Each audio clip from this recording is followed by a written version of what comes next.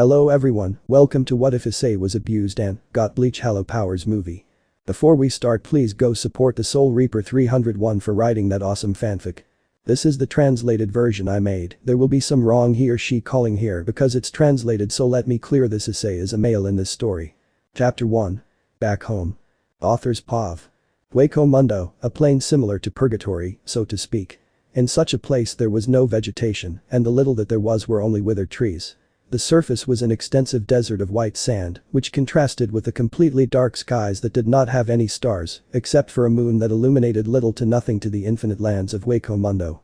The only beings that reside there are called hollows, souls of deceased humans who due to various circumstances became evil spirits, whose only objective is to satisfy their infinite hunger, devouring other spirits whether they were bad or good, although they also had no problem eating humans and Shinigami. However, there was one more race, a race that the hollows did not dare to consume, because if they did, they would die in a matter of hours or days, depending on which hollow it was, since if it was Bastolord, the highest recorded rank of the hollows, it would take years to die. Going back to the previous point, that race was the Quincy's, who possessed such pure energy that it was like poison to the hollows. And unlike the Shinigami who purify their corrupted souls, the Quincy's eradicated the entire existence of the hollows. You're probably wondering what the Shinigami or the Quincy's would do in Hueco Mundo. Well, they wouldn't do anything, because neither of the two races would go there unless it was absolutely necessary. They were the hollows that were able to cross the threshold into the human world, or even into the soul society, where all the Shinigami reside, along with the human souls that they themselves guided to that place. Changing the subject. We will focus on a mountain, in which there were two individuals. A beautiful woman with lime green hair, on her head she had a somewhat broken helmet. A pink line passed over her nose, and she was wearing green rags that highlighted her slender body. In addition, she carried a sword in a green sheath. Nilil's appearance. The other was a young man with long brown hair. A cadaverous-looking mask with a curved flat horn covered the left side of his face. He wore black rags as clothing. The young man was dying, he was dying. This was because of a battle he had a few years ago against a male Shinigami and a female Quincy, along with other Quincy's. The only thing he remembered from that battle was that at first he was fighting against the Shinigami and he was in the lead, but he barely felt the presence of three individuals who helped him, so to speak. And from what he heard, one of them declared that his name was White and that he was some kind of prototype mix between Hollow and Shinigami. Although those presences did not interfere in the fight anymore, having more advantage than before thanks to the wound that the Shinigami received. But despite that, the aforementioned god of death was able to cut off his left arm, however, he still maintained the advantage. Until at one point, an arrow from Reishi made him retreat during his battle against the Shinigami. The one responsible for having done so was the Quincy, who did not stop and continued throwing arrow after arrow, something that was not difficult for him to evade due to how fast he was. But knowing that she was unable to confront his speed, the Quincy allowed herself to be caught and bitten by him, something foolish on her part because she received a Reishi arrow in the head, something that ended up destroying part of her mask.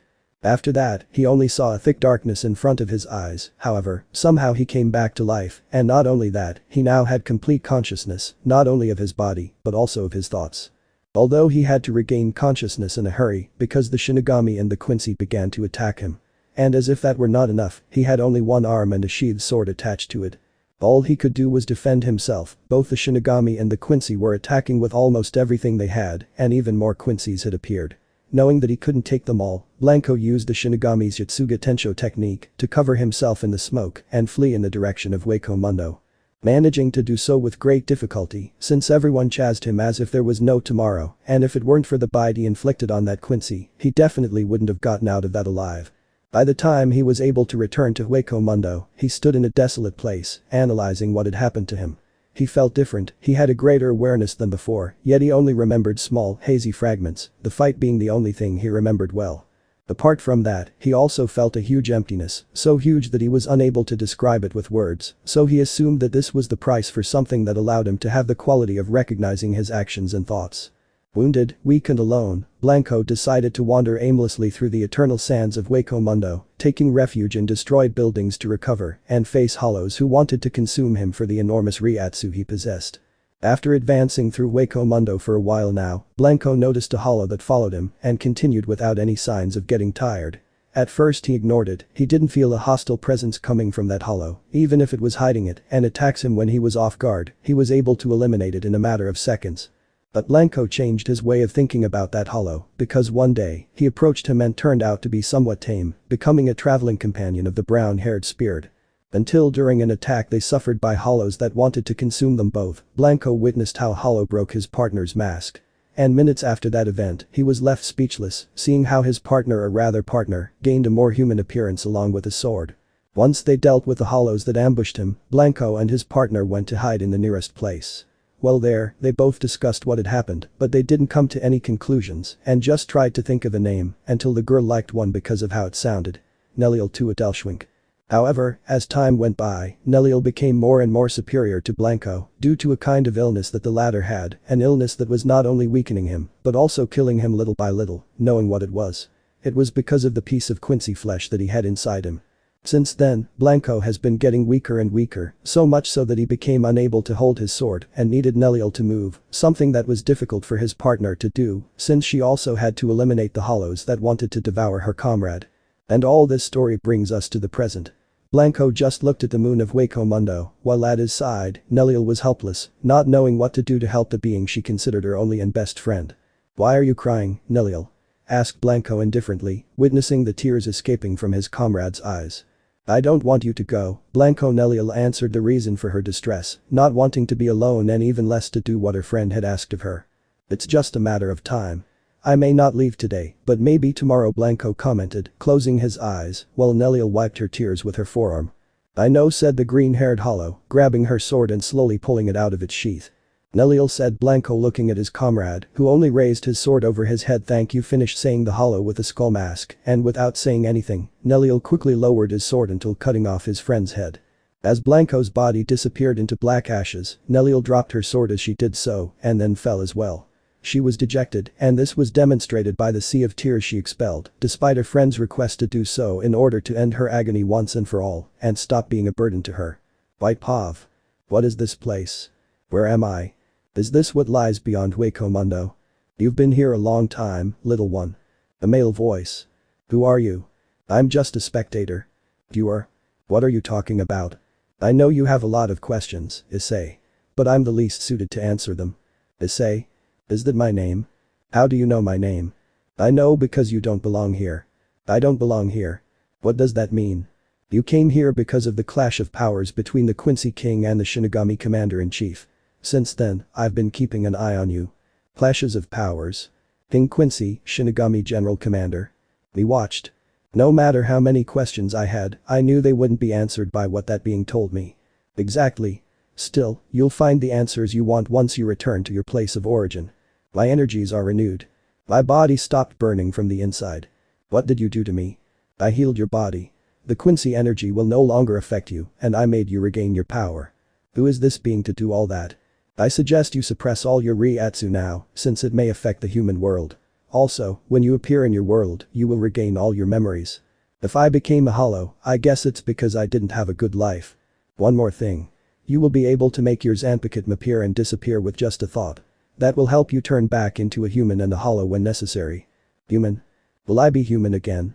"However, you will keep the hole in your chest, away from that, you will be physically close to them." "Why not make me a complete human? Even if you are not from here, you died in this world.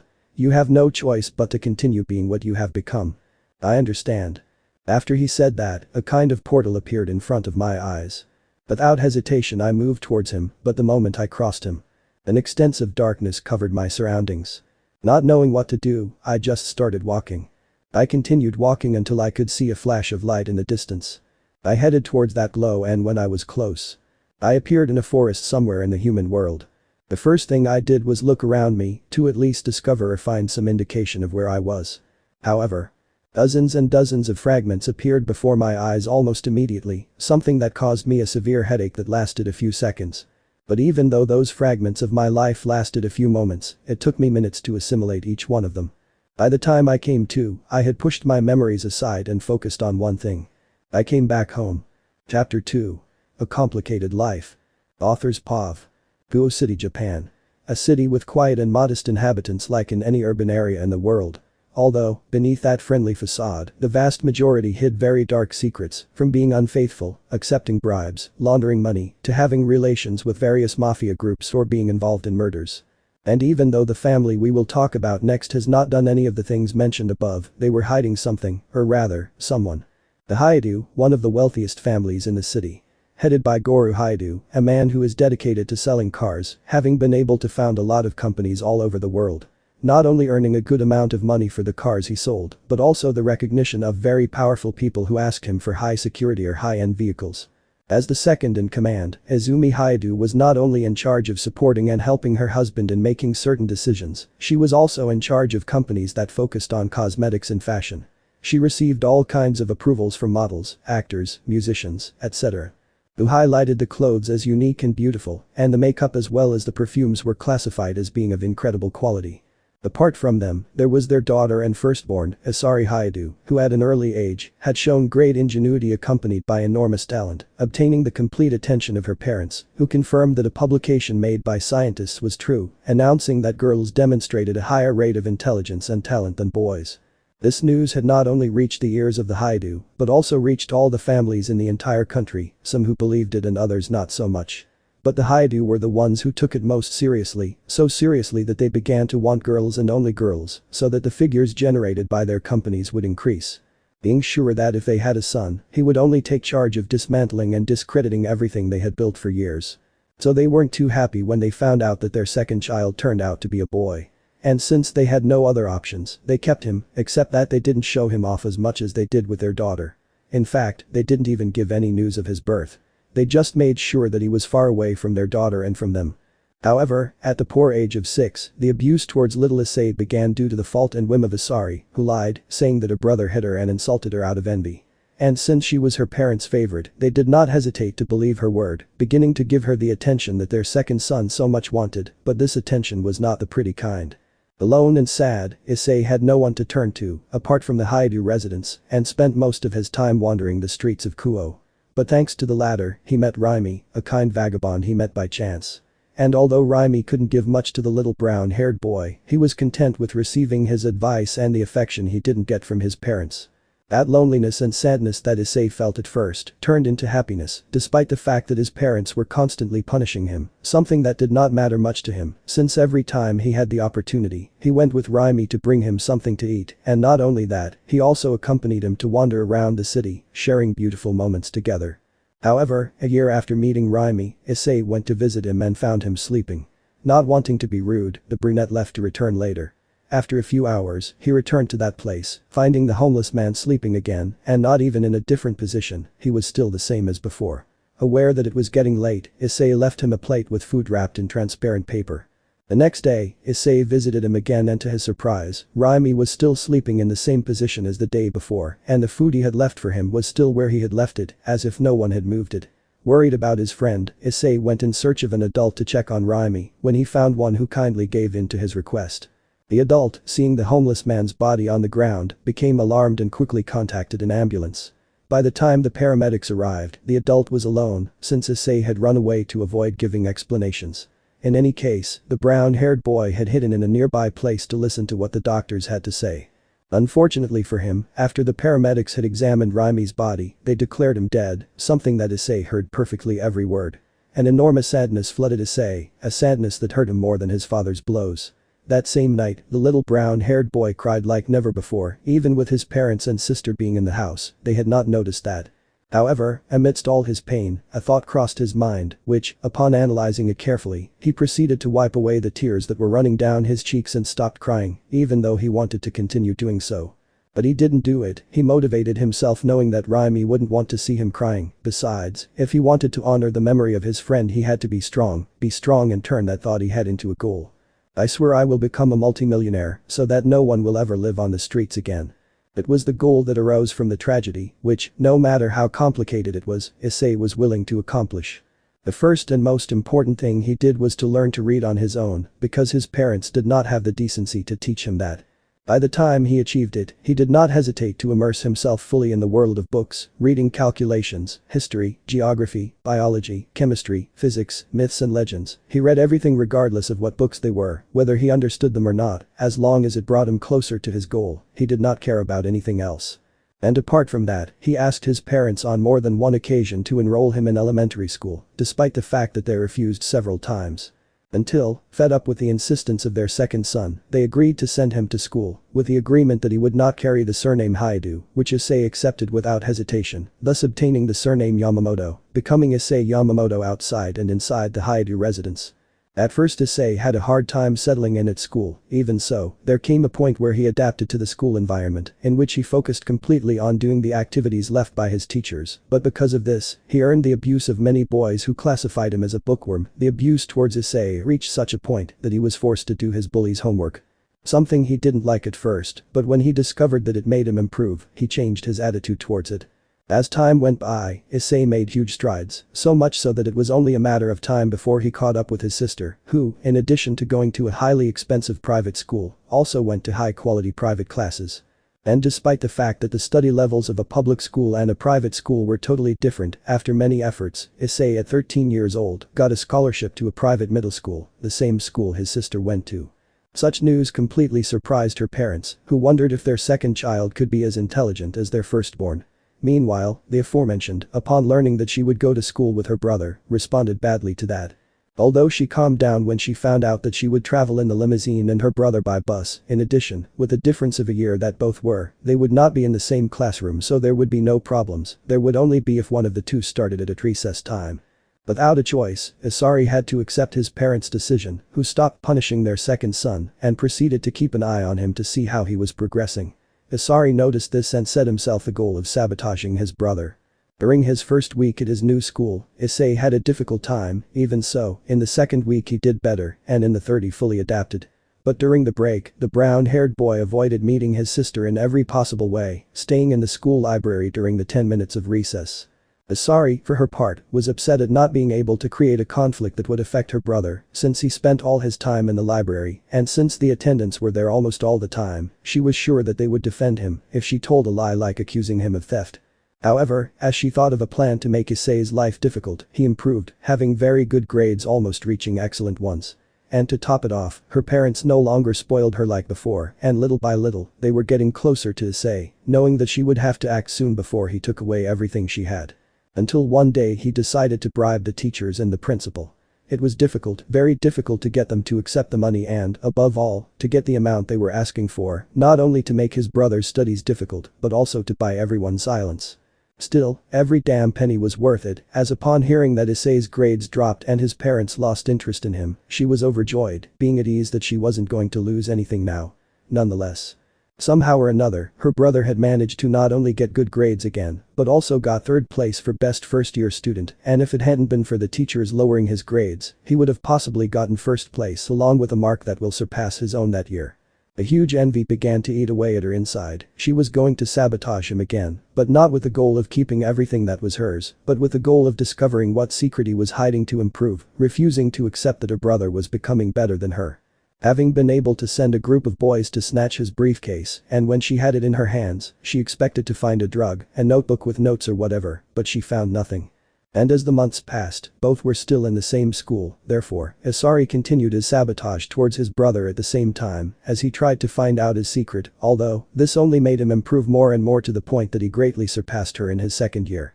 The only thing he could do was keep paying the principal and teachers to lower his grades, which was useless since Issei would regain his excellent grades within 2 months. In addition, the teachers and the principal had raised the fee, leaving Issei without many options, especially if he wanted them to keep their mouths shut, having had to steal huge amounts of money from his parents' companies. But when she graduated from middle school with honors and, after a relaxing vacation in the Caribbean, she started her first year at Kuo Academy, an all-girls high school, in which she had an incredibly good time, knowing that Issei was not there, and much less could he enter there to screw her.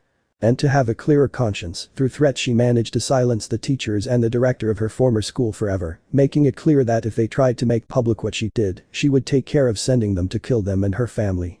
Although she only did that to scare them, being unable to send someone to kill. After months of classes, Issei was able to complete her first year at Kuo Academy with a huge amount of friends and a great deal of popularity behind her, and with all that, she went on vacation around the world, even though she was aware that the girls who called themselves her friends only hung out with her more out of interest than friendship. Anyway, she didn't care and just enjoyed the moment. However, days before classes were scheduled to begin at Kuo Academy, Issei had returned home and to her surprise, she received news from her parents that the high school she attended was now accepting boys, including her brother, who again received a scholarship so he could pay for his studies there. Such news only made Issei's world collapse, knowing that Issei was going to be in charge of destroying everything she built in her first year. Which ended up happening, because by the middle of the year, Issei had managed to surpass his sister's grades without any problem. He was even gaining some popularity for his peculiar white skin and long hair, his eternal silence, and the fact that he will spend almost the entire recess in the library. All that and more caused Issei to once again feel that envy he had towards his brother, but unlike before, this time he was not going to limit himself. This time, he set out to ruin Issei's life. The first thing she did was to get her brother to go to the back of the kendo club, something that was very difficult, but after making some moves from the shadows she managed to do it. And once her brother was there, she made an appearance and screamed. In this way she caught the attention of the girls and boys who were practicing kendo, and other strangers who came closer because of the brunette's scream. After that, Issei stated that Issei waited for the girls in the club to finish their exercises so he could spy on them when they changed. Even though the brunette wanted to defend himself, he didn't, as he had no evidence to prove otherwise. After that event, both Issei and Issei were called to the office to tell what happened. Of course, Issei lied in her story and even added a few lies just to make Issei look bad. Who, when it was his turn to speak, had no choice but to take charge of the accusation, knowing that between his word and his sister's, the latter was going to win one way or another. Faced with that, the director had no choice but to expel Issei from Kuo Academy, and he would never be able to return in his life. And as if that were not enough, upon arriving at the Haidu residence, Issei was greeted by a blow from his father, who had received a call from Issei, who told him the same thing as the director, although not to be outdone. He lied to his father, telling him that the person responsible for stealing the money from his companies was Issei. That same day, Issei received a massive beating from Goru and was kicked out of the residence, with no chance of recovering his few belongings, which the Haidu patriarch would take care of selling to at least recover a few cents of the money that his second son stole. However, even though he was aware that all the evil he had been through was caused by his sister, Issei was not going to do anything about it. The only thing he could do was contain those feelings that he classified as poison and try to get rid of them. But Issei was the complete opposite. She had no problem showing her happiness, knowing that her plan had worked out so well, and that her brother was now in the place where she believed he deserved to be, on the street. These were incredible days, in which she felt happy and full of freedom. Her parents loved her and only her, as if they had forgotten their second son overnight. Aside from continuing with her studies, Issei went from party to party with her friends. Because of that, one day she met a girl named Yuma Amano. However, this girl would make Issei's life take a 180-degree turn, since after an outing together, Yuma unfolded a pair of wings with dark feathers from her back, and after that, she killed Issei, who could barely regain consciousness because of the wings. Yuma just retreated without saying a single word, leaving a dying Issei on the ground as she was dying from bleeding, and halfway through dying, Issei's figure appeared before her eyes, assuming that it was karma for having done so much wrong to her. Unable to help herself, she closed her eyes, seeing complete darkness. But as if it had been a matter of minutes, she heard the alarm clock in her room ring. Opening her eyes, Issei was surprised to find herself in her room, completely naked, but in her room without a doubt. Out of nowhere, a strong hangover invaded her, and she felt it increase because of the sound of her alarm clock. She proceeded to turn it off, and without wanting to, she ended up breaking it. That disconcerted her too much. However, her bewilderment increased when she felt someone move next to her. When she turned around, she was shocked to find Ria's Gremory, a third-year student at Kuo Academy, without clothes and being the most popular and beautiful girl in high school since first year, surpassing her by too much. At that moment Issei thought she was in some kind of dream. After all, she had had a dream in which her best friend killed her, so it wasn't crazy to think that. After a pinch to herself and her mother's scream telling her to wake up because she was late for school, she realized that she wasn't in a dream. But at Izumi's scream, Ria's woke up completely relaxed, even though she had an Issei with many questions on her mind. After breakfast and taking the trouble to stay a while, Ria's answered all of Issei's questions even with her parents present, and to make them believe her, the Gremory unfolded a pair of bat-like wings and made Issei able to activate a certain power called Sacred Gear. Something that caused a red draconic-looking gauntlet to manifest that covered half of Issei's right arm, in addition to possessing 2 green jewels and 10 golden spikes. Impressed, none of the 3 Haidu knew what to say before that. However, their impression increased further when they learned that Issei's sacred gear had such power that it was capable of surpassing God. He had died but was resurrected as a demon. In his right arm he had a weapon with which he could face a god, without a doubt, and new life had begun for Issei. who on his first day as a reincarnated devil had to distribute flyers, which served as a kind of telephone between demons and humans, so that the latter, in search of fulfilling their wishes, would contact them and thus fulfill them in exchange for material payment. There being exceptions such as not making contracts that carry out murder or something that has to do with sexual relations, the granting of powers, not accepting the human soul as payment, among other things, far from that they could ask or do anything else. However, one day during her job as a delivery girl, Issei happened to see her brother doing the same thing, except that he wasn't handing out demonic pamphlets, but instead he was handing out food. For a time, she didn't care, but curiosity got the better of her and she decided to find out about her brother's situation. In a matter of 3 days, Issei discovered that Issei was residing in a very simple motel, studying at a public academy and working in 2 locations as a delivery man. Which only caused enormous annoyance to the brunette. What she had done should have destroyed him, but he kept moving forward. Being completely fed up, a plan occurred to her and it involved the supernatural world. Issei requested Rias to reincarnate Issei into a devil and to make her think about it for a while, she informed her of everything about him, omitting some things like the fact that they were siblings. The Grimoire thought carefully for days about the request for her most valuable piece and not content with the information she gave her, she requested to meet Issei. Something that Issei did not have much trouble doing, forcibly taking her brother to the occult research club. Once there, Rias closely analyzed Issei, who was notified that everyone, including Issei, were devils. Of course, that surprised a brunette who didn't know how to react to that, but when it was all over, Rias was left a bit undecided. She had to admit that Issei had decent potential, as well as a good sacred gear, however, she remembered the incident at the kendo club, something she didn't like very much, therefore, she didn't like the idea of having a pervert in her peerage. Anyway, he declared that he would be in contact with Issei through Issei, who agreed to do so, but to everyone's surprise, Issei did not hesitate to refuse to become a devil, saying that he was busy and had better things to do, like having to face creatures and that sort of thing. Knowing that she might lose a good piece, Rias tried to convince Issei to think carefully about his answer just like she would, and although Issei was about to declare that he was not going to become a devil, his sister's gaze made him swallow his words, and after a few days, he became Ria's second bishop Issei, having been responsible for that event to happen. Having forced her brother to agree to become a devil and having insisted to her king to do so. The next few days passed normally, Rias kept an eye on Issei so he wouldn't do anything stupid, but, unlike the president of the occult club, the rest of the members, not counting Issei, got along well with the brunette until they got a small bit of trust between them. Speaking of Issei, he had to quit one of his jobs as a delivery man to have time to do his jobs as a reincarnated devil, without letting that neglect him from his studies. On the other hand, Issei saw everything from afar, she just waited for everyone to have the slightest bit of trust in her brother. Having a plan ready to complicate his life, and such a plan, possibly one of the ones that have gone the furthest. On that occasion. As the doors of the occult club opened, the members present turned their gaze towards the person who entered, being surprised and worried when they saw an Issei covered in blood from various wounds, entering the room looking very bad. Issei, what happened to you? Rias asked worriedly to her pawn, quickly going to help her like the others. It was, Issei President Issei angrily attacked me for what I did the time I found him spying on the kendo girls, Issei replied through fake tears, giving her all to appear weak and defenseless, which worked in Ria's case, while the rest didn't believe the brunette's words. Bring Issei, Rias ordered seriously and with a dark expression, while helping Issei sit on the 2-body sofa. But, Rias Akeno couldn't continue speaking, because her best friend interrupted her.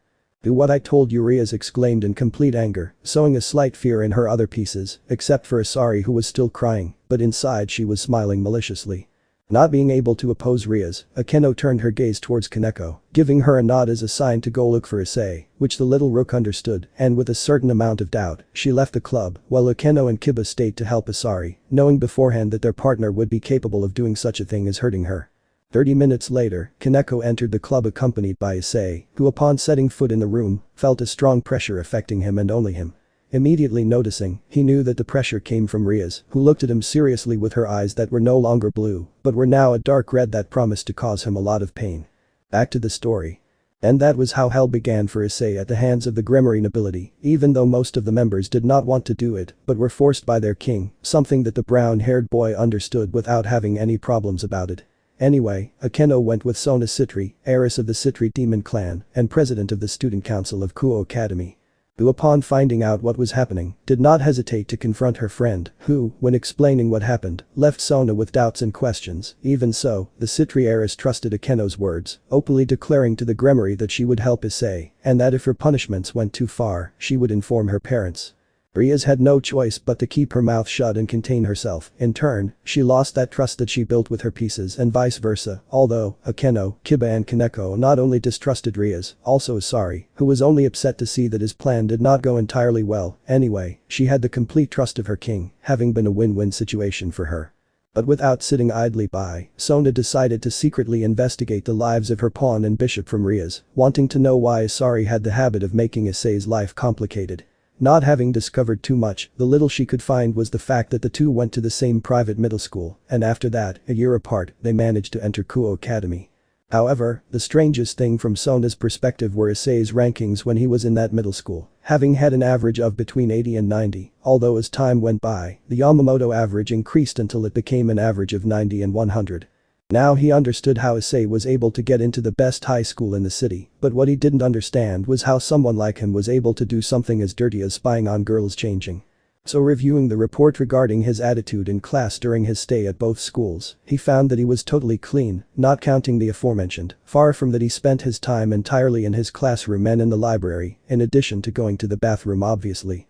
And as if that were not enough, when she continued checking the brown-haired boy's grades at his previous school, out of nowhere, they suddenly dropped to 50 in all subjects, which surprised her, but her surprise increased when she discovered that he had climbed those rankings with perfect 100 in each of the subjects. Although that continued to repeat itself every 3 or 4 months, daring to think that the teachers and even the director could be behind that. But what need was there to do that? Why would they want to ruin the life of an excellent student? Were they following someone's orders? Could it be that Issei has been complicating Issei's life for a long time? But why would he do something like that?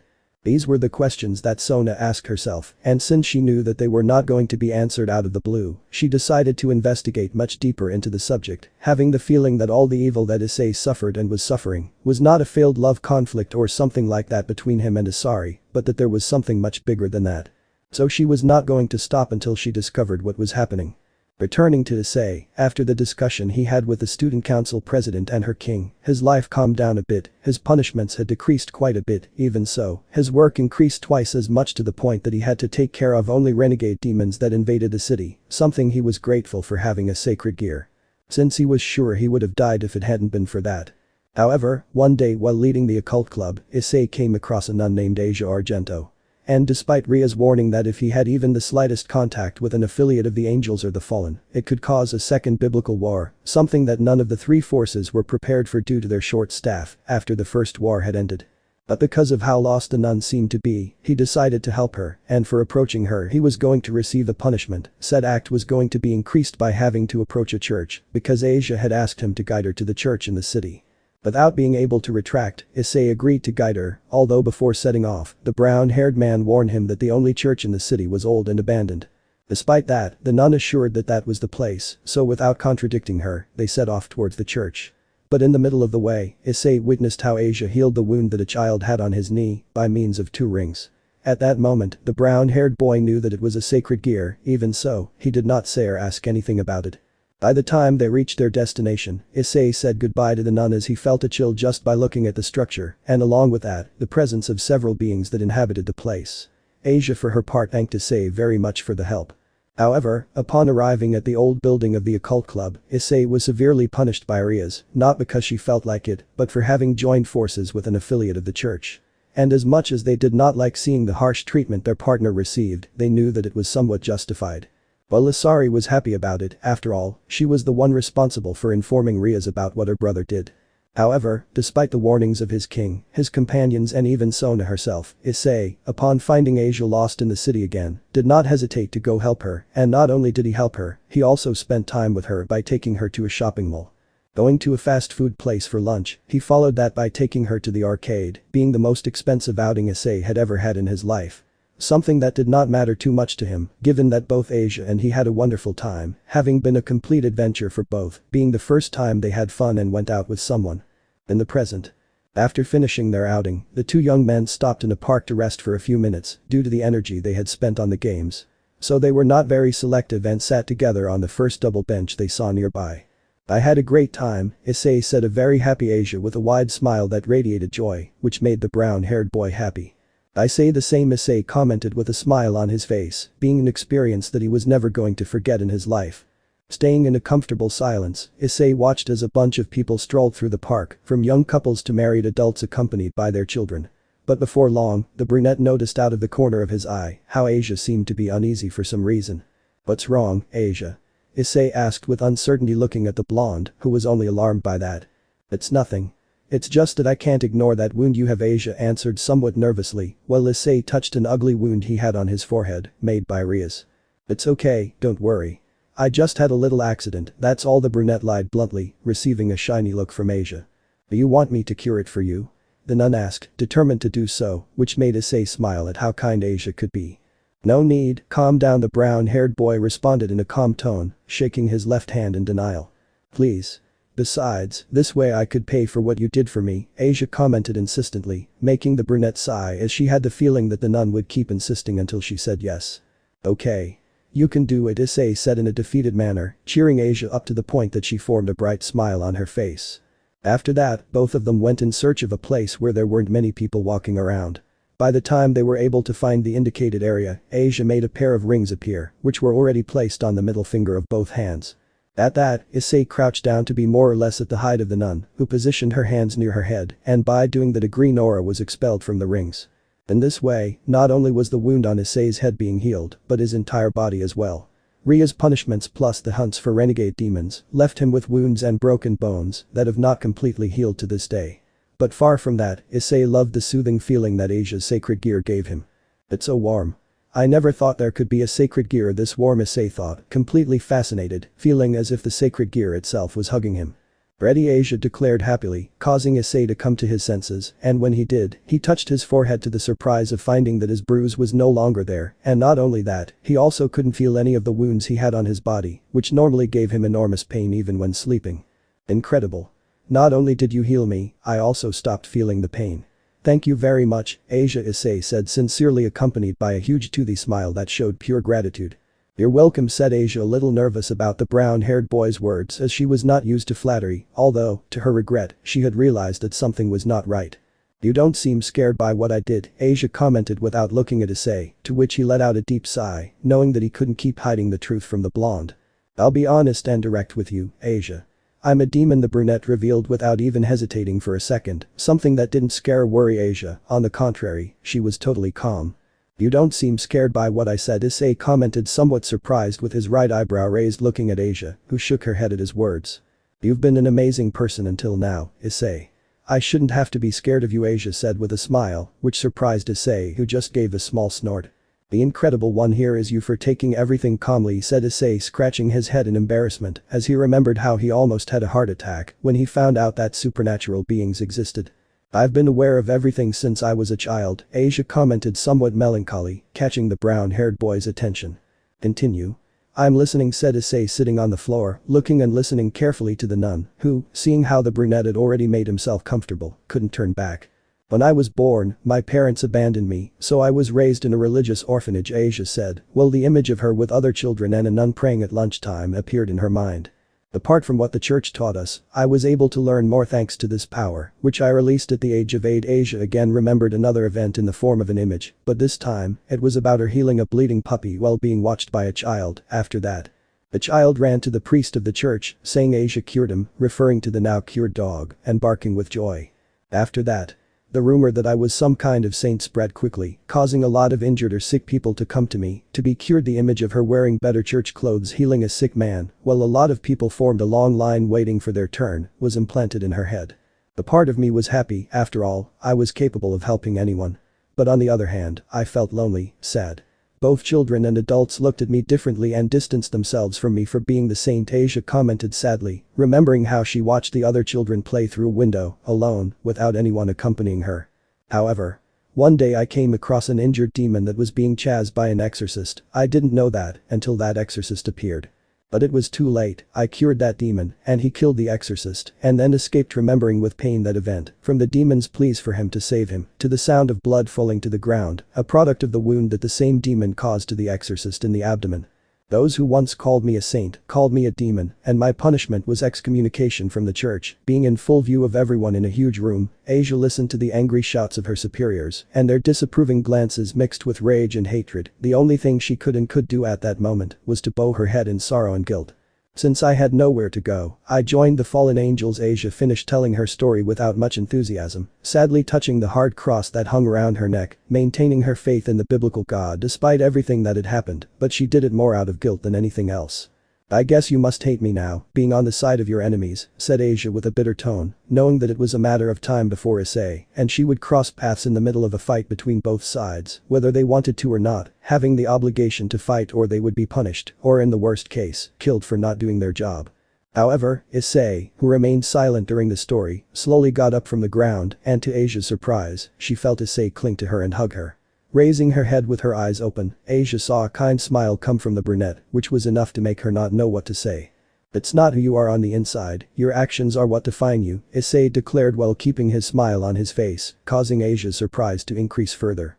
Unable to help it, Asia began to shed tears of happiness and gratitude. At the same time she reciprocated Issei's hug, who gently caressed her hair in order to calm her down. However. How beautiful. I almost shed a tear, a woman's sarcastic voice interrupted the moment that the two young people were having, who quickly turned around to just witness how the blue sky turned purple. A dimension? Issei asked no one in particular, looking at the sky with a serious expression, until with his side he saw black feathers falling slowly. Descending from the sky with a beautiful landing along with black feathers slowly falling to the ground, an attractive young woman, wearing a somewhat revealing outfit consisting of black leather straps around and under her breasts, and a thong-like piece held up around her hips by three thin straps. This Rainer, Asia called out with an expression that showed fear, as she was one of the four fallen who commanded the small squad. You have to come with me, Asia. Don't waste our time anymore, Rainer said in a serious tone, with a sour face. Unfortunately, there's me, Issei commented firmly, taking a step forward as he straightened up, catching the attention of his true enemy. You? Rainer asked, carefully analyzing the demon that stood in her way. After that, she just let out a loud laugh. And what will you do? You are nothing more than a simple demon of the lowest rung, asked the fallen one between laughs, not feeling an enormous power coming from the brown-haired boy, but he made her swallow her words by making a peculiar-looking bow appear. Flames of conviction, also known as the bow of the persistent. The stronger the conviction or will of the wielder, the more powerful each shot, becomes commented as somewhat indifferent Rainer, while Issei, without saying a single word, prepared to throw an arrow, causing it and his bow to expel a slight glow. But if his conviction or will is weak, Rainer stopped speaking, having quickly appeared above Issei, ready to pounce on him with a spear of light in hand. It means that he is lost, she finished declaring the fall, realizing that Issei barely met the requirements to use such a sacred gear. However, acting quickly, Issei pushed Asia with all his might, causing her to get too far away from him. After that, he pointed his bow in the direction of Rainer, who stopped in shock, not believing that the brunette was able to keep up with her. And as if that weren't enough, both Issei's arrow and bow expelled huge amounts of flames that covered him, causing the fallen angel to regain consciousness. But it was too late. Issei released the string, throwing the arrow in the direction of his enemy, who tried to destroy the fiery dart with powerful spears of light, being completely useless, since the arrow shattered her weapons without even deviating a single millimeter. Having no choice, Rainer stepped aside, barely able to dodge the shot, but when she focused her sights on Issei, he had already thrown another powerful arrow that she was unable to evade this time, receiving an ugly wound on her right side. Something that forced her to return to solid ground and crouch down, having to cover her wound with her hands, while Issei had just tightened the string of his bow ready to throw it. Too bad for you both, my conviction and my will are not weak, declared Issei looking at the fallen woman, who only had a frustrated expression at what happened. And to prove that I firmly declared, right here and now, that I will protect Asia with my own life, Issei exclaimed with confidence in his words, making his bow shine brighter than before. In turn, more flames surrounded him without hurting him. I'm sorry for pushing you, Asia, but the flames of my sacred gear hurt everyone but me. So I need you a little far away, Issei commented with a sorry tone, looking at the blonde from the corner of his eye. Yes, I understand, Asia commented with a small smile, looking at Issei, who only gave her a nod and then focused on the fallen angel. There's no doubt that you're amazing, Issei, Asia thought in wonder, looking in admiration at the brown-haired boy's back that radiated great confidence.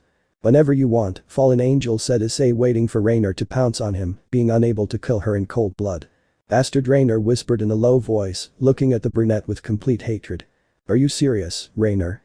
You've barely started and you're already having a hard time facing that brat, a male voice commented in a funny way, which attracted the attention of both Issei and the aforementioned. A male fallen angel accompanied by two female fallen angels appeared on the scene and positioned themselves in front of Rainer.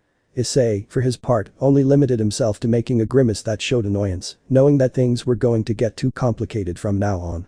If you're that weak, there's no point in you being the one to carry Twilight healing, the man stated seriously, making Rainer angry at what her partner said. What did he mean by that? Issei asked himself, carefully analyzing both the three fallen ones and the man's words. Mr. Donaseek, Miss Kalwerner, Middle Asia spoke, gaining not only the attention of the three mentioned, but also that of Issei, who, remembering Asia's presence, used it as an attempt to increase his conviction and will, knowing that he was going to need everything in him to keep them at bay. Wow, that boy certainly has a strong conviction, I can feel the heat of his flames from here, Middle commented in an animated and amazed manner, while his companion seemed indifferent to that. Yes. It is admirable that he can maintain that conviction with us present, Kalwerner praised as he noticed how sweat was generated on his forehead due to the flames of the chestnut tree. That doesn't matter, Donaseek spoke, but stopped as he disappeared along with Kalwerner, surrounding Issei, while Middle was in charge of assisting Rainer. He can't keep her up forever, he finished saying his line, then threw various spears of light at Issei, as well as the fall of blue hair. Having a hard time dodging his enemy's ranged attacks, Issei didn't know what to do, he was at a complete disadvantage, and as if that weren't enough, as he was having doubtful thoughts his bow was losing power, therefore, the flames that surrounded him didn't seem to be as dangerous as before, being a matter of time before they disappear. I have to resist, Issei thought in an attempt to motivate himself, feeling enormous pain both from the light and from the wounds his enemies were causing him. I have to resist until they arrive, the brown-haired boy continued to think firmly, getting his bow to recover some of the glow it was losing. It's useless, child, said Donaseek, receiving a serious look from Issei. Your demon friends won't arrive in time to save you. By the time they get here, they'll only find your corpse, declared Donaseek, not as a reality, but also as a way to enter Issei's subconscious and thus make his determination decline. Then Issei whispered, preparing to attack, while his bow radiated enormous heat. You will find me dead with one of you by my side, the brown-haired man finished declaring with strong conviction, willing to keep his word. But Asia, the aforementioned, watched with concern the battle of Issei against Donaseek and Kalwerner, who had no mercy when it came to seriously injuring him, causing large amounts of blood to dye the tiles red. Issei thought, a worried Asia with tears coming out of her eyes, reliving the same moment as when the demon killed the exorcist, feeling like back then, helpless and guilty. But in the form of images, Asia began to recall how she first met Issei, having been very kind to her and even being able to take her to church, despite him being a devil. She also recalled their little outing earlier, being aware that Issei spent a lot of his money on her, so she would just have a good time. It's not who you are inside, it's your actions that define you. The words Issei had told her echoed in her head over and over again, a fiery and vigorous feeling arose within her, a feeling that until today, she had never experienced. Enough, Asia exclaimed loudly, attracting the attention of the fallen angels who were about to kill a very wounded Issei lying face up on the ground. Leave Issei alone and I'll go with you, Asia exclaimed with firmness in her tone, something that Issei didn't like to hear very much. He hasn't. Issei couldn't continue speaking as he received a kick in the mouth courtesy of Donaseek. There's no point in us doing what you ask, child. Once we kill this brat, we'll take you with us, Donaseek commented calmly, creating a spear of light in preparation to kill Issei. In that case, Asia shouted, stopping for a moment, only to take out a sharp knife from the back of her right boot and place it at her throat, which shocked the fallen ones and Issei by her action. I'm going to commit suicide, the nun declared confidently, bringing the knife even closer to her neck, alarming the fallen women and Issei. On the other hand, Donaseek appeared to be calm. I know you only want me to steal my sacred gear, but if you killed me, Twilight Healing will die with me, and you won't be able to do anything to stop it, Asia shouted in a serious tone, so when she realized that those weren't just words she was saying, Donaseek made his light weapon disappear and was about to open his mouth, but before he could say a word, Asia spoke first. And no, don't try to trick me into thinking you can snatch flames of conviction from Issei being a devil. His sacred gear is impregnated with his essence, so it is harmful to you, Asia continued speaking, causing Donaseek to go from calm to annoyed, because angels and fallen angels do not have antibodies against demons. The fact of consuming them or stealing their sacred gear will kill them because their essence is like poison to them, and vice versa. Also, how long will it take them to find another sacred gear wielder for their plans? No, in fact, they don't have time, so no matter what, the only one they can use is me, declared Asia fervently, being aware of the plans of the fallen, who remained silent, only making the nun's words true. Clapping. I didn't know you had a sharp tongue, nun, Donaseek praised, not having seen that side of Asia, because she normally behaved in a shy and submissive manner. We'll leave your friend alone, okay? Now put down that knife, Donasi commented with his hands raised as he advanced, but Asia pulled the dagger back further to the point of touching his neck, making the only fallen male present stop. If you try to do anything, you can be sure that I will do it, Asia said firmly and looking defiantly at Donasik, knowing that he along with Rainer are the most manipulative and deceitful fallen in the squad. Following the nun's words, the 4 fallen slowly approached her, who kept her guard up in case they tried to do something. Once they were a few steps ahead of Asia, she looked at them with distrust until Donasik gave a smile and extended his hand. Are we leaving? Asked Donasik in a friendly manner, to which Asia's brain began to work 1,000 miles an hour in an attempt to discover what the fallen one was up to. Without warning, Donasik made a spear of light appear and quickly turned around, throwing it in the direction of an Issei who was barely able to get up from the ground. Before that, Asia became alarmed and became careless in the process, to which Kalwerner took the opportunity by quickly taking the knife away from her and holding her tightly enough that she was unable to free herself.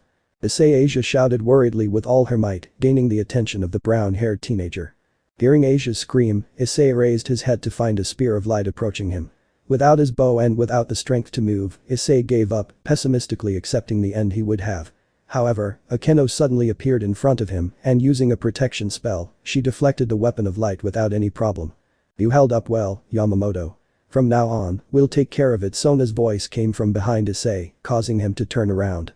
Upon doing so, he saw that Sona was not alone, she was accompanied by her entourage as well as Rias, who advanced until they were positioned in front of him, releasing part of their power and looking seriously at the fallen ones who were holding back, and Asia happy to know that the brown-haired boy was saved.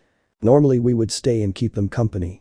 But since we don't have time, we have to go, Donasi commented with false politeness, spreading his wings followed by his companions. After that, the fallen angels flew away from the place. In turn, the departure of all of them caused the dimension to fall apart, to which the young people returned to the original park, observing in the direction in which their enemies went, mainly Issei, who had a slight idea about the place where they could go. Change of scene. In the occult research club, there were the 2 heiresses who looked after and protected the city, accompanied by their respective nobility who remained silent. On the other hand, in the club's bathroom, Issei was immersed in his world, while Akeno was more or less finishing healing her most serious wounds. That's it, Issei. I did everything in my power, said a sad Akeno for not being able to completely heal the brunette, having been a complicated process between her lack of knowledge about healing magic and the traces of light left by the weapons of the fallen. It's okay, Akeno. I appreciate it anyway, the brunette commented, regaining consciousness, proceeding to put on his clothes since he was half naked. Are you sure about what you're going to do? Rias won't forgive you if you decide to go rescue that nun, Akeno asked as she tidied up the mess they made, warning the brunette about the severe punishment he could receive. I promised that I would protect her, Issei replied as he straightened up, and I intend to keep my word. Issei finished speaking with strong determination, making Akeno smile at his words. Okay. You're free to do so, Akeno commented, throwing all the bloody cotton balls into a trash can. Coming out of the bathroom, Issei was seen by everyone present in the club, except for Sona, who was calmly drinking a cup of tea made by her queen, having a feeling that everyone heard his conversation with Akeno. Without saying a single word, Issei headed towards the door of the room. If you cross that door, Issei, you will receive the worst punishment, and Sona will not be able to do anything to help you, Rias warned seriously, making the brunette stop a step near the door. Then I ask you to be patient with me, because it will take me a while to come back, said the brown-haired boy without bothering to turn around, taking the step he needed and opening the door. Rias stood up annoyed from her seat at her bishop's offense, but before the Grimoire could say anything, Sona let out a deep sigh as she placed her cup on the saucer, generating a sound that attracted the attention of those present, mainly those who belonged to her peerage. Go with Yamamoto. He'll need all the help he can get, Sona ordered her entire peerage, without bothering to stand up. Sona, what? Rias stopped talking, being interrupted by her childhood friend. Those fallen angels didn't just invade our city, Rias. They're also plotting something here, and we have to find out as soon as possible, said Sona with a serious tone, adjusting her glasses, leaving the Reed silent. We'll go to, Akeno spoke as she took a step forward, backed by Kiba and Kaneko. Rias couldn't believe that the rest of her pieces were also getting involved in that matter. The only one who didn't move a finger was Asari, who angrily insulted her brother in head for the support she received. Something that not even Issei himself expected, being surprised to notice how each of his comrades were going to give their all to make things go well. Smiling, let's go, said the brown-haired boy with a strong gleam of conviction in his eyes, heading towards the church with his companions. Later. Running at top speed through the forest that was connected to the church, a slightly injured Issei carried an extremely weak Asia in his arms, having lost twilight healing at the hands of Rainer. and even though he traveled a decent distance, he was able to hear explosions and feel the power of his comrades, fighting against fallen angels and renegade exorcists. Issei Asia spoke with a certain softness in her tone, getting the attention of the aforementioned, who slowly slowed down until he stopped. "What's wrong, Asia?" Issei asked, worriedly looking at the nun, realizing that she was forcing herself to keep her eyes open. "Don't close your eyes, okay?" I swear that Issei was cut off in his speech, being interrupted by Asia. "I don't have time left," Issei Asia said, still with that soft tone, giving the brunette a smile, not a sad one or anything like that, but one that radiated happiness. Issei shook his head at the nun's words, completely unwilling to believe that. He didn't want to accept it, but that was the cruel reality.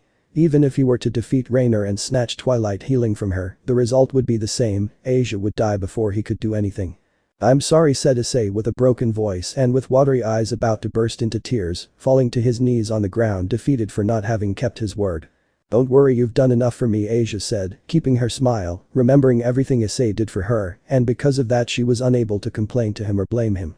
"Do you want to know something, Issei?" Asia asked, catching Issei's attention, receiving several nods from him, not being able to speak due to a lump in her throat. "I'm glad I met you," the blonde replied with a tone that denoted sincerity and joy. "Me too, Asia.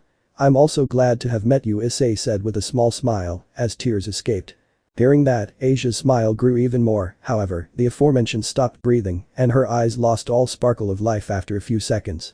Opening his eyes in disbelief, Issei only saw Asia's lifeless body in his arms, breaking into painful tears, focusing more on his deceased friend than on Rainer, who suddenly appeared at the rear of the brunette, only descending until touching the ground with her heels. "Wow. I didn't think the loss of that phenomenon would affect you so much," the fallen angel spoke in a surprised tone, to which Issei, upon hearing her voice, stopped what he was doing and turned to look at the fallen, revealing her face with tears spilling down the sides of her nose.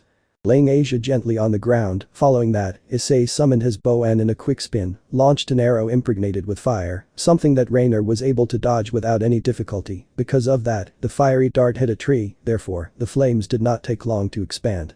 But blinded by anger and sadness, Issei continued throwing arrows and more arrows without hitting any shot, only helping the fire spread through the forest, something that Rainer did not care too much about. "Hey, I'm your target, you know," Rainer commented mockingly, having fun at the state the brunette was in, obviously out of his mind. "But it doesn't matter. Even if you were to shoot me with all your conviction, I'd be able to heal in a matter of seconds," Rainer continued, speaking this time with an air of grandeur. After all, she possessed the healing artifact par excellence in her hands. Lowering both his bow and his guard, Issei stood motionless in his place, not even caring that the fire he himself caused was generating an enormous amount of smoke. Rainer, on the other hand, was bewildered by the teenager's action, watching as he didn't make any movement, just standing there as if nothing had happened. "Huh, have you given up already? Really?" the fallen angel asked with disappointment in an attempt to provoke Issei, but since that didn't work, she decided to use her wild card. "I see, now I understand why poor Asia died. But what could you expect from a low-class devil?" Rainer commented with false pity in her tone, smiling maliciously when she realized that did make Issei react, as if something inside him had broken. However, all the fire that had spread to a huge range of almost 200 meters disappeared from the area as if nothing had happened, or rather, flames of conviction absorbed all the flames in the place in a matter of milliseconds, without leaving a trace of them, having given that effect that they were eliminated out of nowhere. And as if that were not enough, after the above had happened, flames of conviction acquired a new appearance. The fallen angel was completely shocked by what she witnessed. Looking for a single flame around her, she saw nothing, absolutely nothing but the ashes of leaves, trees and the smoke they caused. But suddenly, Rainer felt a tremendous and unjustifiable heat in the environment.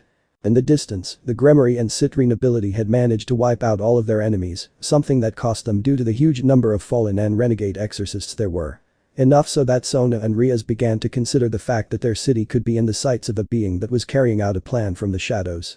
However, their thoughts were affected by a great sensation of heat in the air, a heat so strong that it was able to dry their throats, evaporate their sweat and the blood that was in the place. They even witnessed how some crystals suddenly cracked. "What's going on? Where is this heat coming from?" Tomo Meguri asked strangely as she touched her dry skin. Her comrades, not knowing the answer, did not answer her. In fact, they were so focused on the heat that they had a feeling they were going to melt. But that only ended up being a guess, since apart from the dryness, they did not notice anything else, so making a hypothesis, Sona assumed that what happened now was the limit temperature of the heat. But Kaneko, the little rook Gremory, seemed to be looking for something with her eyes, something that her companions noticed, being confused by her attitude. until she stayed focused in one direction. Everyone approached her to ask what she was doing. "Kaneko, what are you doing?" Kiba questioned in a friendly manner to his fellow nobility, who only continued looking in that direction, this time, looking worried. "Issei. The one responsible for the heat is Issei," Kaneko declared with confidence in her words, impressing everyone by what they heard. "Yamamoto? But how is he able to do this?" Saji Jinshiro questioned somewhat excitedly, not believing that a barely reincarnated demon was capable of generating heat of such magnitude. While the rest were discussing whether or not Issei was responsible for heating up the atmosphere, Sona was slowly putting together a puzzle in her mind, using the latest events that had occurred. Managing to discover in a matter of seconds, something that made her open her eyes in astonishment that also showed a slight glint of concern. Returning to Rainer, she felt the hot atmosphere increasing, watching as the leaves of the trees in the distance began to catch fire, the ground beneath Issei's feet melted, even Asia's body seemed to be suffering slight burns from the tremendous heat. "Balance breaker, arch of the god Apollo," were the words that Issei calmly spoke, leaving Rainer breathless. "Balance breaker? That's impossible," Rainer thought, shocked by what she heard, refusing to accept that the low-class demon in front of her was capable of reaching such a state. "Balance breaker? It is the evolution of a sacred gear and the most powerful manifestation of it."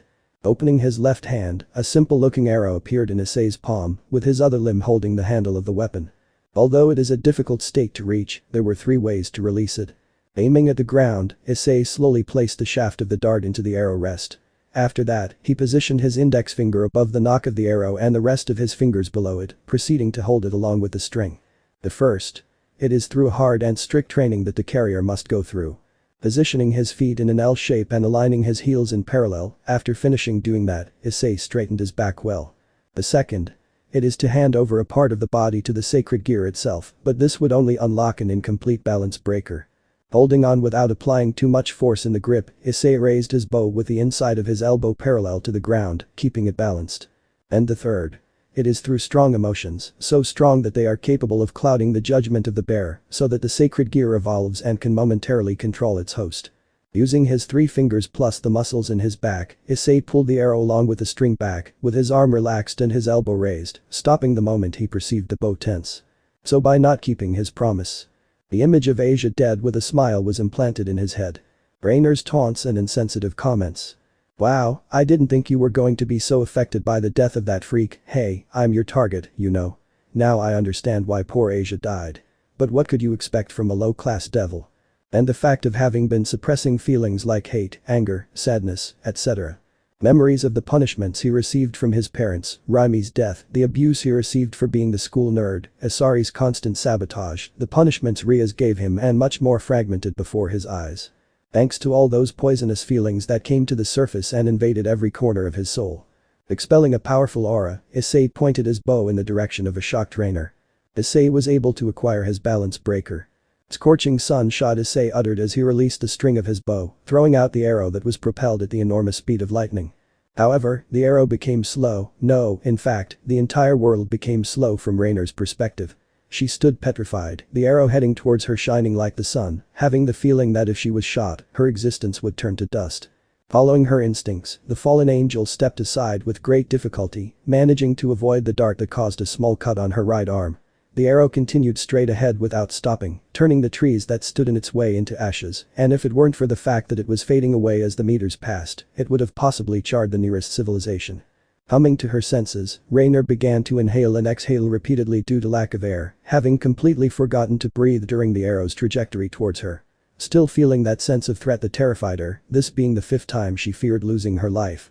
Coughing hard, the fallen angel raised her head watching as Issei coughed non-stop, entering a kind of panic at the same time, as his bow was losing its balance breaker appearance. Rainer was bewildered, although that bewilderment and fear she felt turned into rage, an enormous rage at feeling belittled by the brown-haired teenager.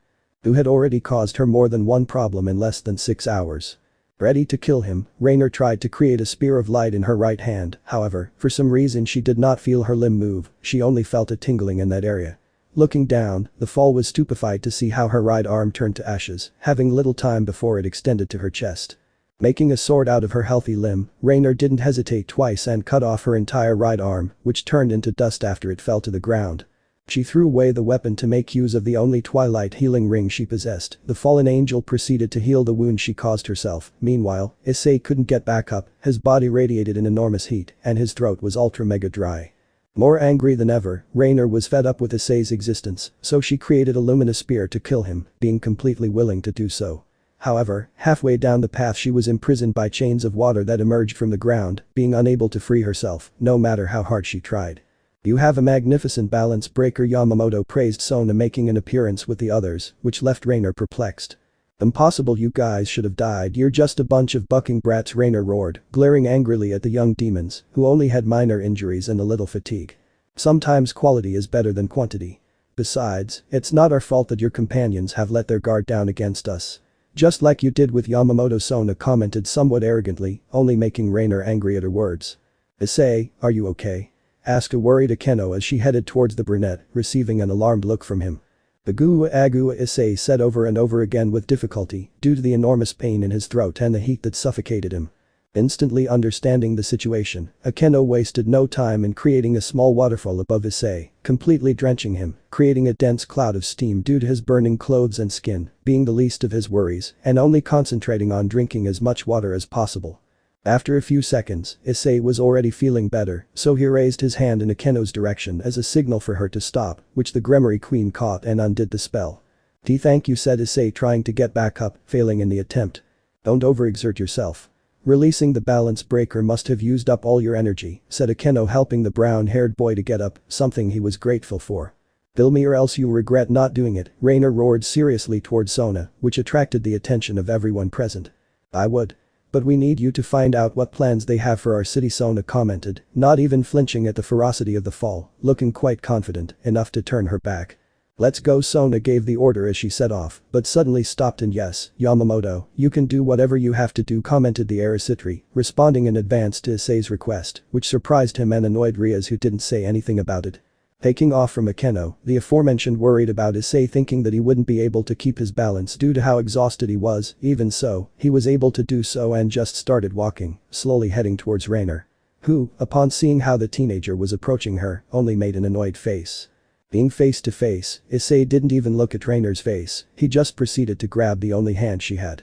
"This doesn't belong to you," Issei said with a serious tone, taking away one of the rings that made up twilight healing from the fallen girl.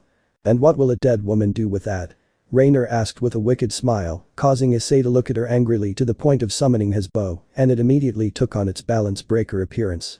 "Calm down," Yamamoto, Sona shouted seriously, knowing that Issei's balance breaker was dangerous, both for the people nearby and the environment in general, as well as for the wielder himself.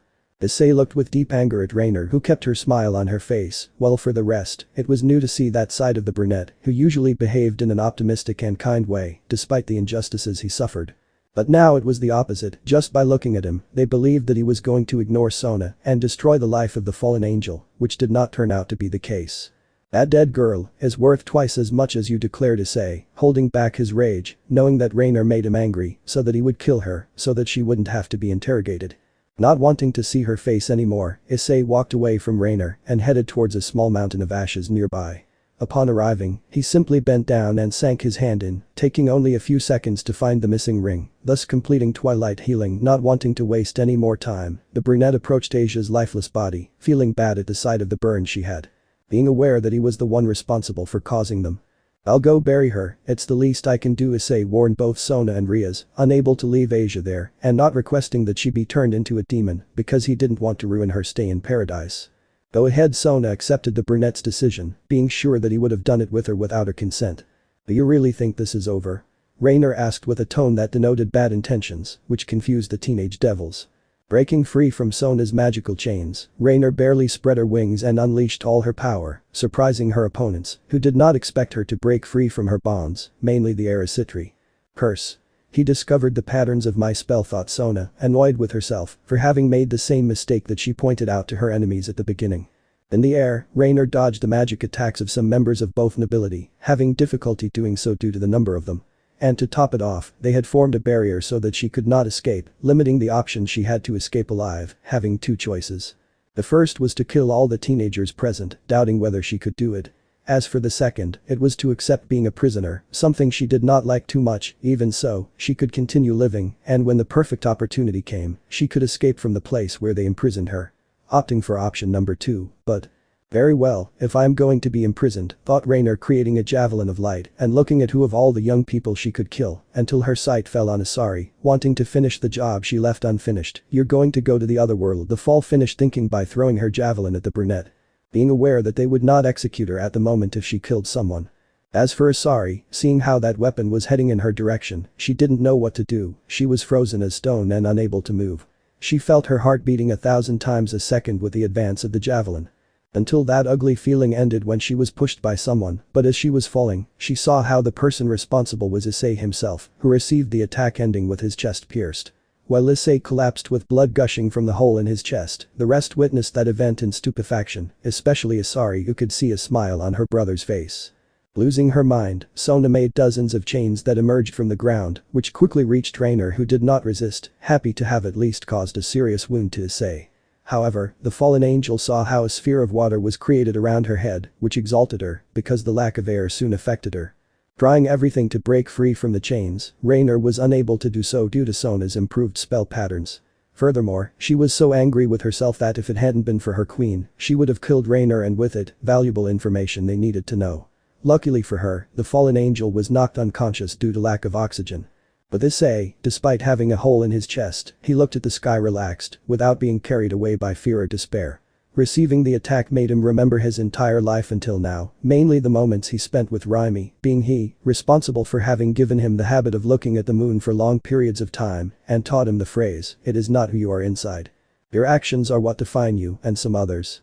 As for the two nobility present, they approached to find out the condition of their companion, remaining silent before the hole he had. Even so, with all odds against him, Akeno, accompanied by Ryakusaka, Momo Hanakai and Tsubaki Shinra, proceeded to heal the brown-haired boy. However, no matter how much magic they used, the possibly damaged lung, arteries, broken bones, among other things, took a long time to recover. The three members of the Citri entourage, as much as they did not want to, were doubtful of being able to cure Issei, Akeno being the only one determined to do so. But that's enough. Issei spoke weakly in an attempt to stop the girls, being aware that what they were doing was only delaying their end. "No, we can do it, you'll be fine," Issei, Akeno shouted, firmly applying more magic to the spell, but it was barely making any progress. "Akeno, that's it, enough," said Issei, grabbing the aforementioned by the forearm, who despite being willing to continue, knew that her efforts were not worth it. "It's okay and it doesn't matter," the brown-haired boy commented with a slight smile, letting go of Akeno, who pessimistically undid the spell just like her friends who felt bad for not being able to cure the brown-haired boy. With a gloomy face, Issei approached her brother at a slow pace, which caught the attention of more than one person. But getting up from the ground, an annoyed Akeno with her eyes glazed over, stood in the way of the brunette, who only kept her gaze fixed on her brother. "What do you want?" Akeno questioned with a tone that denoted contained anger, looking at Issei, who did not return her gaze.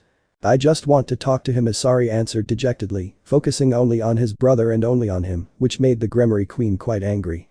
"What about Akeno?" was cut off in her speech by Issei. Akeno called Issei, getting the attention of the aforementioned, giving her a nod as a sign that he will let her do it. Keeping her words to herself, Akeno stepped aside, letting the Haidu continue on her way until she stood in front of her brother, who had asked Tsubaki, Rya and Momo to leave him alone with her. Fulfilling the request, the three mentioned left at the same time that Issei got on his knees. Even though Issei agreed to talk to Issei and she was willing to say everything she thought, the two remained in a deathly silence. On one hand Issei looked at the sky, on the other Issei tried to choose the right words to say. But when she saw how her brother began to cough up blood, she knew that she didn't have much time left, so she decided to speak with what she felt deeply. "Why? Why did you do it?"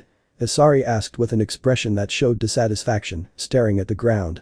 "We are brothers and brothers take care of each other," Issei answered with a small smile towards Issei, surprising the aforementioned and not only her, also the others who were left speechless at that revelation. Sona was the only one who did not show any grimace because she discovered that and more secrets a few days ago. "I hate you," Issei declared with a tone that denoted resentment, with her hair covering her face and her fists clenched tightly. "I know," Issei commented calmly, still keeping his smile. What his sister told him was not news to him. "I hate your face, I hate your voice, I hate your presence. I hate everything that has to do with you, I even hate you right now for saving me," said the Dragon Empress angrily, not even caring that they were listening to her. On the other hand, Issei remained silent, having no idea what to say. But changing her position and sitting close to her brother's face, Issei did so in order to rest her head between her legs, which simulated being a pillow.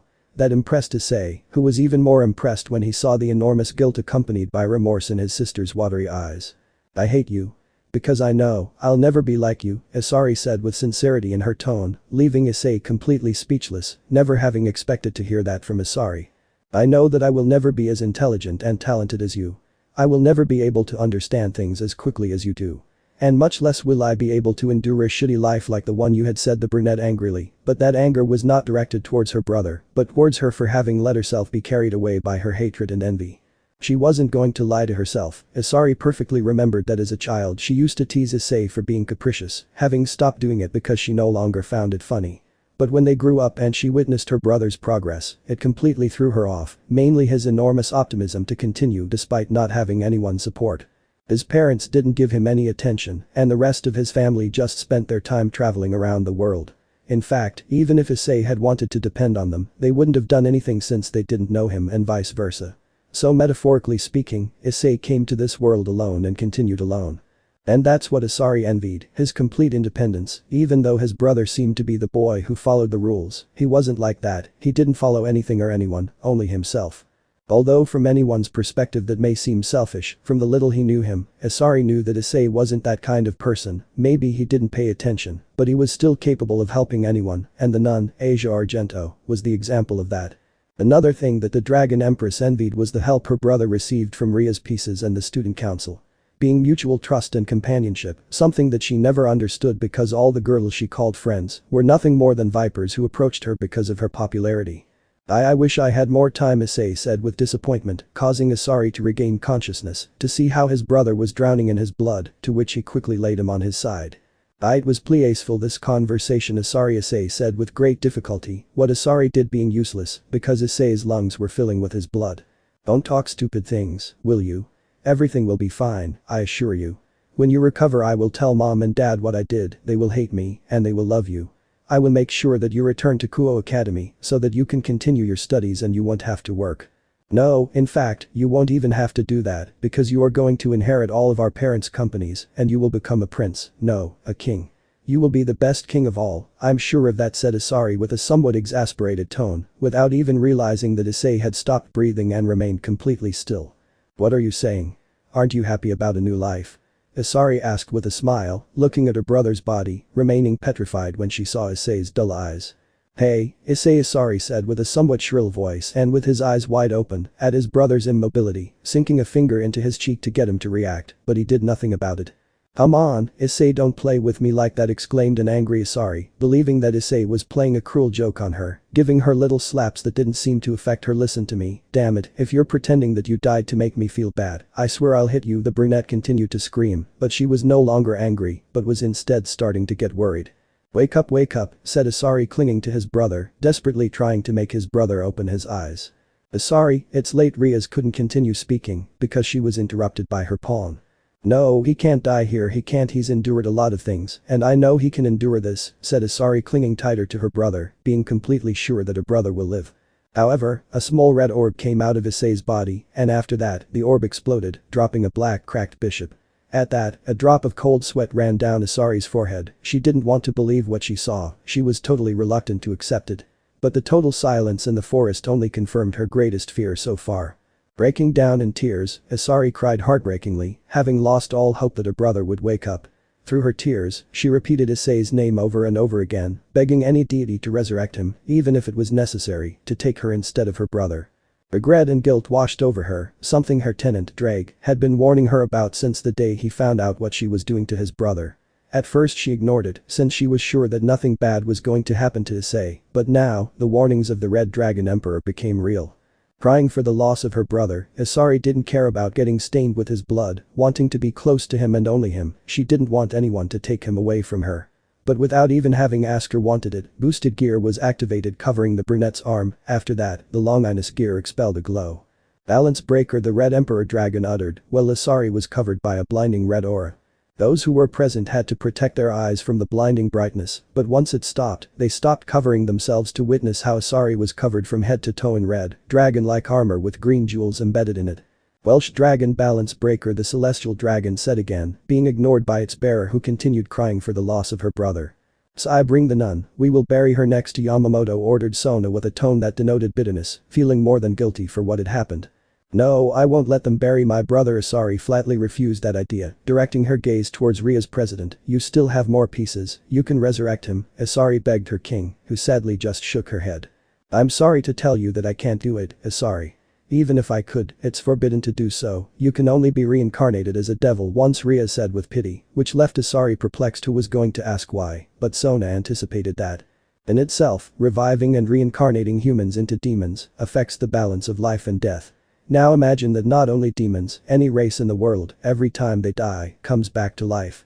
We can't play with that, Issei. Even if we did, those above us would take care of eliminating every trace of our existence, literally, metaphorically and historically speaking. Sona spoke, supporting Ria's as much as it weighs on her, but it was a very serious matter. Those who are above us? Issei asked with a hopeful tone, hoping that those beings Sona was talking about could revive her brother and that there would be no consequences. The gods. They are in charge of maintaining the balance of the entire cosmos, that includes the record of deaths that exist everywhere. And despite that, they were the ones who allowed the existence and use of the evil pieces, Sona answered, leaving Issei speechless, realizing that the gods had a great weight in the whole world. But that information, Issei carried Issei's body in her arms, aiming to ask any god to resurrect him. And although she would like to do it now, Ria's had control of her due to the pawn pieces inside her, so she had to be patient and gain as much power as possible in order to fulfill her goal. We'll take care of the church, Sona Ria's commented, remembering the corpses they left in that place, knowing that sooner or later people might come to smell the smell of putrefaction coming from there.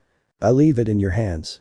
We'll go take the fallen angel to the underworld, said Sona without much enthusiasm, wanting to finish everything as soon as possible. However, a strong tremor began to shake the entire place. Puzzled, at first they did not know how to respond to that until it occurred to them to spread their wings and ascend to the heavens. Once up, Sona saw how her only male pawn carried the nun, while her rook took care of the unconscious fallen angel. On the other hand, thanks to the dragon wings that came with her armor, Issei was also able to fly to the sky with her brother in her arms. Returning to the topic at hand, the young demons watched as the tremor was capable of knocking down trees from the roots and causing huge cracks throughout the area. In an instant they realized that this was not a normal earthquake, not because of how destructive it was, but because of the enormous portal that originated out of nowhere after a few seconds. None of them mentioned anything about it because of how impressed they were, mainly the Gremory and Citri heiresses, who perceived a completely different powerful energy coming from that entrance to a possible new world, which only absorbed the earth and the felled trees. Far from that, it seemed to be harmless, but they were not fools, since if that portal was generated due to a clash of powers, then they should be very strong beings, so strong that they possibly made faction leaders look ridiculous, such as the biblical ones, the Yokai Queen, the one of the wolves, etc. But they were sure that the only ones who could match those beings would be supreme gods at the level of Odin, Shiva, Buddha, among others. However, everyone came back to reality when they felt a dark presence at a molecular level. Focusing on the portal, they witnessed how a huge 5-foot-tall monster emerged from it, with a huge hole in its chest with metal spikes surrounding its body. It had a white mask with an elongated nose, its body was covered from head to toe by a kind of black cape. Apart from that, it had large pointed feet wrapped in white bandages. As for its hands, it seemed to have no hands. Standing in place, the teenagers just limited themselves to opening their eyes in bewilderment. They had read, heard and studied about a lot of mythological creatures, but what they had before their eyes did not resemble even a quarter of the beasts they knew. Making the assumption that this portal connected to another world or even universe be confirmed. However, the monster had set its sights on the young demons, who noticed this, so having no other options, they prepared to fight against it. And just when they were planning to make the first move, the creature opened its enormous mouth, revealing a sphere of energy that was gradually intensifying. Followed by that, a powerful torrent of pure power was expelled and headed towards the teenage demons. Saji, Yura, get away from here. The rest, I need your help to stop that attack, Sona quickly ordered, aware that if they let the attack continue, the city of Kuo would receive it. Listening to their king, Saji and Yura retreated from the place, while the rest, accompanied by the Gremory nobility, created a protection spell with all the power they had, especially the heiresses and their queens. Although almost everyone contributed their grain of sand, when they received the attack it was not enough. The magic circle quickly cracked. Even so, none of them gave up and increased the defense by applying more magic. Witnessing everything, Issei, realizing that she still had her balance breaker activated, knew that she could do something to help, but that meant letting go of her brother, since the Citri heiress's pawn and rook had already left. She was undecided whether to help her companions or stay with Issei, until she remembered the latter's attitude, knowing that he would go to the aid to prevent others from getting hurt. Besides, as much as she refused to accept it, her brother had passed away, the only thing she could do was give him a deserved burial. Ascending until reaching solid ground, Issei gently laid Issei on the ground. After that, she turned around to leave, but before that, she glanced at her brother's lifeless body, and realizing that she was wasting time, she quickly threw herself towards the creature. Curiously, Issei smiled with happiness at that fact. Managing to break the young devil's defense once and for all, the creature began to advance towards them, which frustrated them quite a bit, so much so that they doubted they would be able to defeat it. But during its path, the giant monster received a powerful blow to the face courtesy of Issei, who thanks to the momentum he gained with the boost he was acquiring along the way, managed to break part of the monster's mask. Despite being willing to continue with the offensive, Issei had to stop due to how exhausted she was after the small use of the balance breaker, having the feeling that she did not have much time left. On the other hand, the creature exposed a pair of long arms, with which it proceeded to attack her. Unable to dodge the blows, Issei was determined to receive them full force, although, one of the monster's arms was cut off out of nowhere, Rias having been responsible for doing so, thanks to her power of destruction. Use all the power and time you have left to make an attack that eliminates that thing, Issei ordered Rias, aware that she could not finish off that creature with the little magic she possessed, something that also happened with the rest, Issei being her only salvation, unless an envoy from the biblical leaders appears or they themselves, until then, were going to depend on the Haidu. Following her king's order and having already created an attack in her mind, Issei created a ball of demonic energy in the palm of her hand, adding some augmentations in between. At that, the monster with its one arm tried to attack the Dragon Empress. Rias was willing to defend her pawn, but with her inherited power declining, the Grimoire didn't know what to do. Until dozens and dozens of water chains immobilized each limb of the monster, the work of Sona, who received magic from Tsubaki. Moving from one side to the other, the creature tried to free itself from its bonds, which worked, but Sona applied more power to her spell to strengthen its chains, waiting for the right moment, which had arrived. A powerful bolt of lightning fell from the sky, hitting the creature directly. It received a strong shock that, when it stopped, caused dense clouds of steam to rise from the monster. The monster did not seem to have weakened because of that, since that had been its objective. And to top it off, it opened its mouth charging that devastating attack, certain that they would not be able to withstand it this time.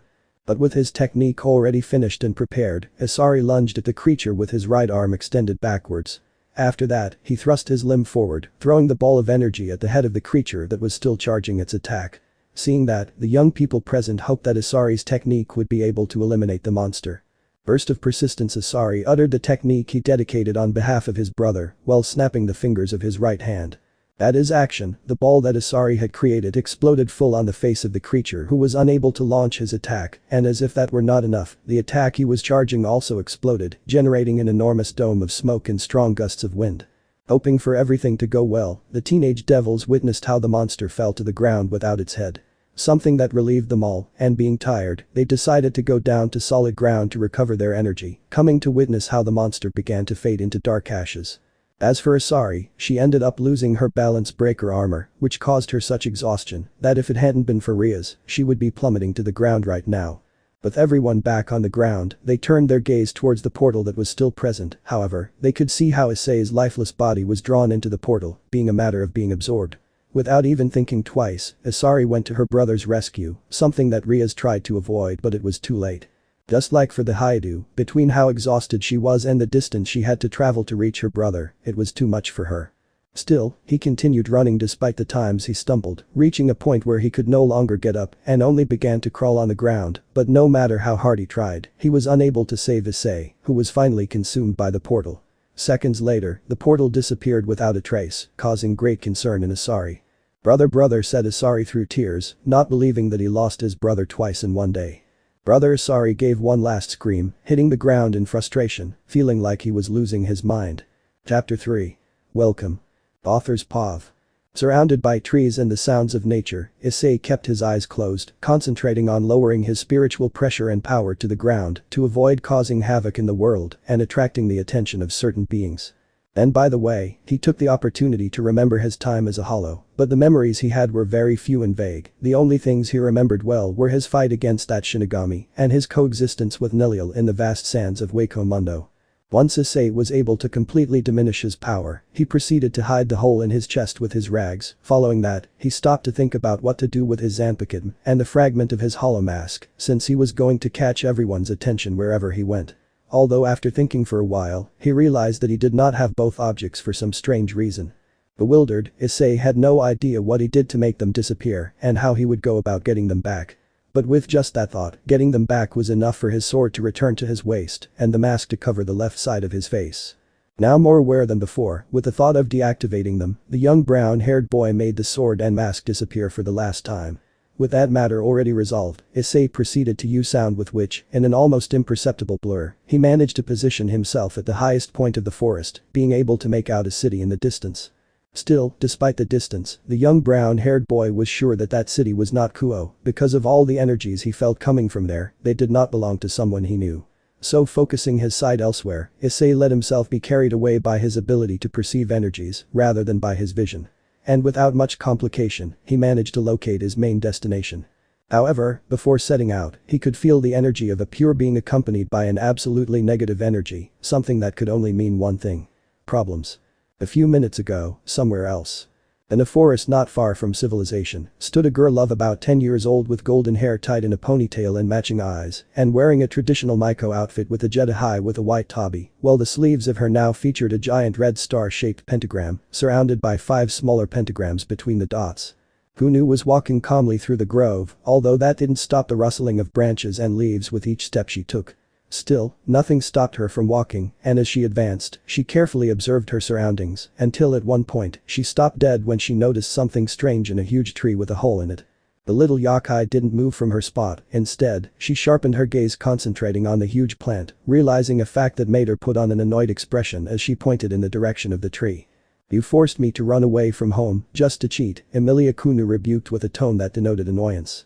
At the princess's words, a squirrel came out of the hole in the tree and then jumped into the air, but in the middle of the fall, the animal turned into a girl of no more than 7 years old, who was stroking her head out of sorrow. "I'm sorry," Kunu Emilia expressed in a sad manner, causing her friend to sigh in resignation. "Never mind. I hope Shiro isn't cheating too," Kunu commented, brushing the matter off and setting off in search of her other friend, however. "Kunu Emilia, come see what I found," a 12-year-old boy shouted in the distance with great excitement, catching the attention of both girls who turned to find him. "What did you find, Shiro?" Emilia asked, curious enough to run in the direction her friend was, completely forgetting about the game to Kunu's dismay, who didn't know what to do or say. "An abandoned house, let's see what's there," Shiro said anxiously, and once Emilia was by his side, they both transformed into their respective species. Shiro, for his part, turned into a raccoon and Emilia into a squirrel. Once transformed, they both proceeded to set off towards that place. "Shiro, Emilia, wait, it's not safe to go," Kunu exclaimed in dismay once she regained her senses, but it was too late, her friends had left her behind. But knowing that she couldn't leave them alone, Kunu proceeded to transform into a small fox with 9 golden tails. Following that, she went after her friends at top speed. Although she was fast, her friends had already gone a considerable distance, and if it weren't for her keen sense of smell, she would most likely be unable to chase them. Kunu was desperate and worried about her friends. Although her attitude may seem exaggerated due to the lack of possibility of encountering any danger, she did not want to be overconfident either. Her mother and the general of the Yakai troops have warned her about the renegade demons, which, although there are not too many in Kyoto, it was better to keep her guard up for safety. And to top it all off, she was alone, and even with her friends, the 3 of them were incapable of standing up to a renegade, even if the situation called for it. However, getting rid of all kinds of negative thoughts, Kunu was confident that everything would turn out well, and that she would return to the Yakai kingdom with her friend safe and sound. But getting back to the topic, after having crossed a considerable distance in which they were, Kunu could see her friends nearby, standing still in their places while observing something. With some uneasiness and bewilderment, Kunu approached them, returning to her human form halfway along the road, and once she was close to them, she noticed how both of them looked with fear at the abandoned house that Shiro had found. Focusing on the house, Kunu could sense a dark energy that implied only one thing. "Renegade demon, you said there was nothing there," Kunu quietly scolded her friend, so that the renegade would hear her voice. "And I wasn't wrong," Shiro claimed, also trying to keep the volume of his voice low, looking at the house with fear, "although maybe it saw me and hid, so that I would attract them here," the boy expressed with some fear in his tone, and if his deduction was true, then, the thing that was inside the house, already knew that they had arrived. "We must leave as soon as possible," Emilia said, scared, turning around and starting to leave the place. However, a giant tree stood in the way of the little squirrel, who, frightened, retreated to join his friends, who did not know what to do. Until a loud cry caught the attention of the children, who together turned their heads in fear towards the house, witnessing how the rotten door slowly opened. Please please, I beg you don't leave me alone, a woman's voice begged through cries in the dark interior of the house, while Kunu stood in front of her friends, being the strongest of the three. Although she had no chance against the exiled demon, Kunu knew that the palace guards would be looking for her and would use the radar to do so she had to resist as much as she could. Meanwhile, under the watchful eye of the little kitsune, a monstrous-looking female figure began to emerge from the house. She had more than one characteristic worth highlighting, but the most curious one, apart from her dark skin, were several tentacles that sprouted from beneath her dress. "Won't you little ones come in for a cup of tea?" the renegade asked in a sweet tone, wiping away the black tears falling from her eyes. "If possible, can we do it outdoors?" Kunu asked with some uneasiness due to the aura emanating from the being in front of her, but she had to remain firm in her plan. "I'm sorry, but the sun affects me a lot. I went out to greet you, what kind of hostess would I be if I didn't?" the renegade commented with a sweetly eerie smile, causing Shiro and Emilia to take refuge even further behind Kunu's back. "It's a pity, today is a very nice day," Kunu expressed with a certain defiant tone, having the highest hopes for the guards to arrive on time. "Yes, it's a real shame," the renegade said sadly, placing a hand on her cheek, while Kunu kept her eyes on her. However, thanks to her fox ears she could hear a sound from underground, so looking down, she witnessed how several tentacles came out of the ground, grabbing her and her friends by the neck. After that, the three children were brought face to face with the exiled demon, but without letting go of the little ones' necks. Approaching Akunu who was trying to free herself from the grip of her tentacle, the renegade smiled sadistically at that scene until the Yokai princess looked at her angrily. "Not bad, brat. However, the worst thing you could have done was to continue the conversation with me instead of fighting, although the result would be the same, with the difference that they would have served as entertainment," the renegade expressed calmly, thus putting Kunu aside and focusing on Emilia and Shiro. "No, let them go, I am the princess of the Yokai, you must love me," Kunu said, choking up due to the tentacle that made it difficult for her to breathe and speak. "The princess of the Yokai, who would have thought, that gives me more reasons to leave you as dessert," the exiled demon commented in a calm tone, pushing Kunu away, who then summoned a blue fire in her right hand. However, she was unable to do so because several tentacles held her by all her limbs so that she could not try to do anything else. Meanwhile, the demon slowly removed Emilia and Shiro's clothes while watching how they tried to fight to free themselves, but it was useless, and deep down they both knew it. "Watch this carefully, little one," the demon commented with excitement in her tone while loosening the force that her tentacle exerted on Kunu's neck. Thanks to that, Kunu was now able to breathe better and regain some of her vision, however, to the little kitsune's terror, she witnessed how the demon opened her mouth wide at the same time that Emilia was directed towards her by the tentacle that held her. "No, please no, I beg you," Emilia requested with clear fear and desperation in her tone while kicking in the air. Tears soon began to flow from the eyes of the three children, especially Emilia's, who was held by the arms and feet by more tentacles, crying being the only thing she could do. Slowly but surely, Emilia was taken to the open jaws of the demon, crying inconsolably as she learned her fate. Not for were Emilia's last words before her head was devoured by the demon in a single bite. Shiro opened his eyes wide as tears fell down his cheeks, then lowered his head in resignation, having lost all hope in his eyes. Kunu was no better off than her friend, seeing her friend being devoured and hearing her screams and sobs was something she would never forget. And as if that weren't enough, the renegade demon continued to devour what was left of Emilia's corpse, causing Kunu to be forced to close her eyes. Even so, due to her great hearing, the Yokai princess was able to hear how the flesh was consumed without any hint of mercy on the part of the demon. "Still, it tasted good," the demon commented, licking her lips as Emilia's blood was on them. After that, she turned her gaze to Shiro. "Very well, it's your turn," the demon declared, pulling the boy in her direction. Shiro didn't resist. Unlike Emilia, the little tanuki just cried with a lost look, unaware that he was going to be the next dish. On the other hand, Kunu, seeing that her friend had lost all hope, tried to free herself to save him, but it was useless, everything she did was useless. "Shiro, you have to." Kunu's words didn't reach her friend since the moment she looked in his direction, the demon had swallowed her friend's head in a single bite. She was alone, lonely and terrified. Her friends were no longer with her because of her incompetence for not bringing guards with her, incompetence for being weak, but above all, her incompetence as a princess. Giving up, Kunu no longer put up any kind of resistance, all she limited herself to doing was staring blankly at the ground while the demon finished eating her friend. Clapping. "Alright, it's time for dessert," the renegade commented, drawing Kunu to her, noticing the lifeless expression the little girl had. "Oh, honey, don't worry," the demon expressed in a soft tone, placing her bloody hand on Kunu's right cheek. "You will meet your little friend soon," the demon assured with a malicious smile, then widened her jaws to eat the little kitsune. The princess closed her eyes tightly, waiting in fear and despair for her fate. However, for some reason, she no longer felt that slimy sensation of the tentacle on her neck or limbs. Instead, she felt like a pair of arms were holding her back and legs with enough force to keep her from falling. Full of bewilderment, Kunu slowly opened her eyes with some hesitation, not wanting to think that it was all a cruel game of the renegade, but when she did, the rays of sunlight illuminated the face of a teenager, being completely impressed by his whitish skin, which seemed to shine because of the sunlight. "Are you okay, little one?" The young man asked in a calm tone, watching Kunu, who not only regained hope but also her composure at the teenager's words. "Why yes, I'm fine sir," Kunu answered, still fearful of the situation that happened and distrusting the young man to a certain extent. Gently lowering the girl from his arms, the latter was now able to see the teenager with complete clarity. He was tall, very tall, his hair was a light brown color that went past his back, and his clothing consisted of various dirty rags that covered much of his body. "Don't worry, I won't do anything to you," the young man said calmly, bending down to be at the same height as Kunu, wiping away the tears and blood from the girl's face with his hands. Unable to help herself, the little yokai lost herself in the clear eyes of the young brown-haired boy, eyes that reflected an otherworldly serenity, a world that despite being dark, the intense light of the moon, made her feel calm and safe. "Where did you come from, bastard?" The renegade demon questioned with fury in her tone of voice, not only because her dessert had been taken from her hands, but also because of the simple fact that they were ignoring her as if she were nothing. Hearing her voice, both Kunu and Issei turned their gazes towards the renegade, and although the girl was no longer as scared as before, she still had doubts about whether she was going to get out of this situation alive. "I'll take care of her, don't worry," Issei expressed, standing up and turning to face the exiled demon, who became even more angry at the neutral tone in which the young man spoke.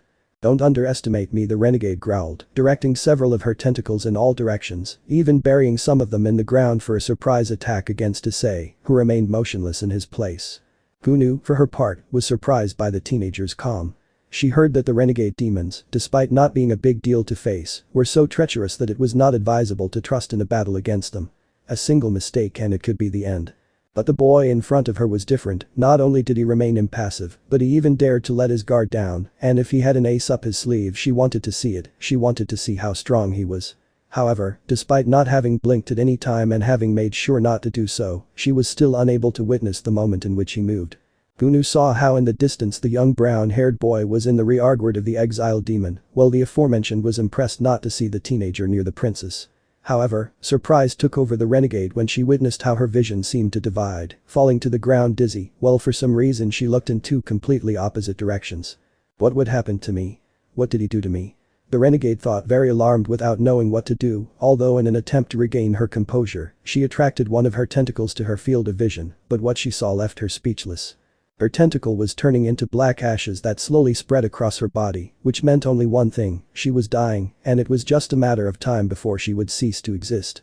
In an attempt to convince herself, the demon tried to look at her other tentacles, but found herself in the same scene as before, feeling a great fear flooding through her. "What? When did he do this to me?"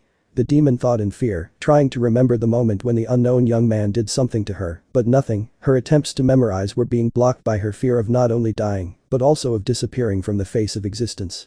The sound of footsteps made the demon return to harsh reality and quickly turn her gaze towards the person approaching her. It was Issei who was watching her with those serene eyes to the point that they seemed to be those of a dead person, causing a fear equal to that felt with death. "Them monster" were the last fear-filled words the renegade demon uttered before turning into dark ashes, which dissipated in the breeze in the area. Issei for his part stayed in his place, calmly observing the dark and cracked pond where the exiled demon once was. Meanwhile, the yokai princess remained expectant during this short period of time, but now that she did not feel or there was a danger around her, she did not know what to do, whether or not to trust the young man who saved her, whether it was some kind of trap or not. "Miss Kunu," a man's voice shouted worriedly from a distance, catching the attention of both Kunu and Issei, who only looked in the direction of the person who raised their voice. In the distance there were three men, but the one who stood out the most was one who was in his 30s, he was tall, robust and muscular. On his head he had two brown ears that resembled those of a lion, his long matching hair reached to his back, and the beard he had covered much of his neck. As clothing he wore a purple leotard with black, red and white outlines, and a tank top with the same outlines. Over these garments, he wore a gold breastplate, medieval gold shin guards, and a pair of bracers of the same metal. "General Lavi," Kunu shouted, heading in the direction where the aforementioned man was. At that, Lavi quickened his pace, leaving behind the Tengu soldiers who accompanied him, and in a matter of seconds, he reached where Kunu was, hugging the little kitsune who reciprocated by clinging tightly to the general. For Lady Amaterasu's sake, it's good that you're okay, Lavi said happily, moving away from the princess a little, observing that she had more signs of dirt than wounds. General Lavi Ikunu was unable to speak because of a huge lump in her throat, remembering how the renegade ate her friends, and she couldn't do anything to stop it. Taking a quick look at the scene, not counting the young man standing in the distance, Lavi could see remnants of clothing scattered on the ground, and, given the condition of his protege, it didn't take him long to get an idea of what could have happened. "Don't worry," Lavi said in a soft tone as he hugged Kunu to comfort her. "You are safe now," he declared calmly, stroking the little kitsune's hair. Although he regretted the loss of those two children, the life of the future Yakai queen was more important than that of anyone else. "Yes, but Emilia and Shiro, if only." Kunu was prevented from speaking as the general interrupted her. "It's not your fault, princess. None of this is your fault," Lavi confidently stated his words, perfectly understanding the feelings his protege was going through. Not knowing what to do or say, the little kitsune clung tighter to the general. The princess's crying did not take long to appear along with the sobs she was letting out. No one intervened in the scene, neither the soldiers nor Issei. The three of them remained expectant and silent, so as not to ruin the moment. Although in part, the Tengu soldiers did not take their eyes off Issei in the event of any emergency, on the other hand, the Brown Hollow was silent, understanding the situation the little kitsune was in, since at the time when Raimi died for him the world collapsed. After a few long minutes, Kunu stopped crying, but instead, she fell asleep in Lavi's arms, who got up carefully so as not to wake her. After that, with a slight movement of his hand he called one of the soldiers to come closer. Once that happened, the general handed the sleeping little girl to his subordinate. "I'll be back," Lavi warned in a whisper, and then turned around and walked towards the unknown young man. Speaking of the aforementioned, he fixed his eyes on the general, watching as he approached in his direction until he was just a few meters ahead of him. "I am very grateful that you saved the princess," Lavi expressed with a slight friendly tone, while keeping his voice low, receiving a shake of his head from Issei. "It's nothing. I can only apologize for not saving the other children," Issei stated softly, lowering his head in apology and sorrow. "Don't apologize. It was our job to take care of them," Lavi expressed without abandoning his gentle attitude, although inside he felt very bad for having chosen inept people to be in charge of protecting the future Yakai queen, who would have died if it weren't for the boy in front of him. Although looking at him more closely he realized something. "It seems you're not having a good time. Why don't you come with me? You can take a shower, get dressed in some nice, clean clothes, and eat something," Lavi suggested kindly. After all, it was the least he could offer in the way of thanks for saving the princess, until he could talk to the current Yakai queen and give her a well-deserved reward for said act. "No need. In fact, I have somewhere to go," Issei expressed calmly, even shaking his head, to which Lavi decided not to insist too much and just nodded. "Okay. But before you go, I would like to know your name," Lavi requested calmly while observing Issei. Well, he felt grateful to him. On the other hand, he felt intrigued not only by wanting to know what kind of power he had, but also by the kind of being he was. "White. You can call me White," Issei stated without even hesitating. He had no problem telling her his real name, but he preferred to keep up appearances just in case. "Very well, White. If you ever return, you can be sure that you will be welcomed by the Yakai of Kyoto," Lavi expressed with confidence in his words, receiving a slight nod from Issei. "Goodbye," Issei expressed with a hand positioned on his chest. After that, he disappeared from the scene in a blur after using sound. Both the soldiers and Lavi were surprised by the teenager's speed, though deciding to put that matter aside for the moment, he focused on getting the princess safely back home. And curiously, far away in the sky, Issei was also heading towards his home. Change of scene. The sound of a bell signaled that the school day was over, and at the same time, the students and teachers left Kuo Private Academy. Some of them were planning to return home as quickly as possible, while the rest had plans to do some small activities before doing so. But on the terrace of a building in the distance being illuminated by the light of the sunset that hit the city, Issei looked at the school building with some disdain. Although he had a bad time in that establishment, he couldn't complain at all, since there he found and made friends who were worth more than anything in the world, his world. As the minutes passed and he was more than aware that no one would be inside the school at dismissal time, except for the student council and the cleaning staff. But without even caring about that last part, Issei disappeared from the roof and reappeared with complete ease in front of the sea doors. But before trying anything, the Brown Hollow looked at both sides of the hallways to make sure no one was approaching, and once he noticed that there was no one who could intervene, he extended his right arm to gently knock on the door twice. "Come in." On the other side of the doors, Sona gave the command with her typical stern tone, to which without wasting time, Issei opened the door at the same time he entered the room. Meanwhile, from the perspective of the C members, the aforementioned people, including Sona, stared at the individual who entered, completely baffled by his attire. However, the moment they saw the face of that person, their eyes widened in shock, including Sona herself, recognizing who it was. "Good afternoon, girls," President Issei greeted with a slight bow, without receiving any response. The Citri nobility was speechless. One thing was seeing the face of their deceased friend, but hearing his voice again, no matter how different it sounded from how they remembered it, was another. They still had their doubts, but despite that, the first to make a move was Haruko, who despite the excitement of seeing her senpai back, had no idea what to do. Until taking the initiative, Issei approached her, placing a hand delicately on the head of the pawn Citri, who was stunned by this action. Although when she raised her head and saw her friend's face, she saw how he sketched a slight smile, a smile that meant everything to her. "I need help," Haruko requested, startled, interrupting her superior who was mopping the floors of the occult club building. "Huh? How can I help you, Ruru?" Issei asked curiously at his friend's worried attitude, stopping his work to listen to her more carefully.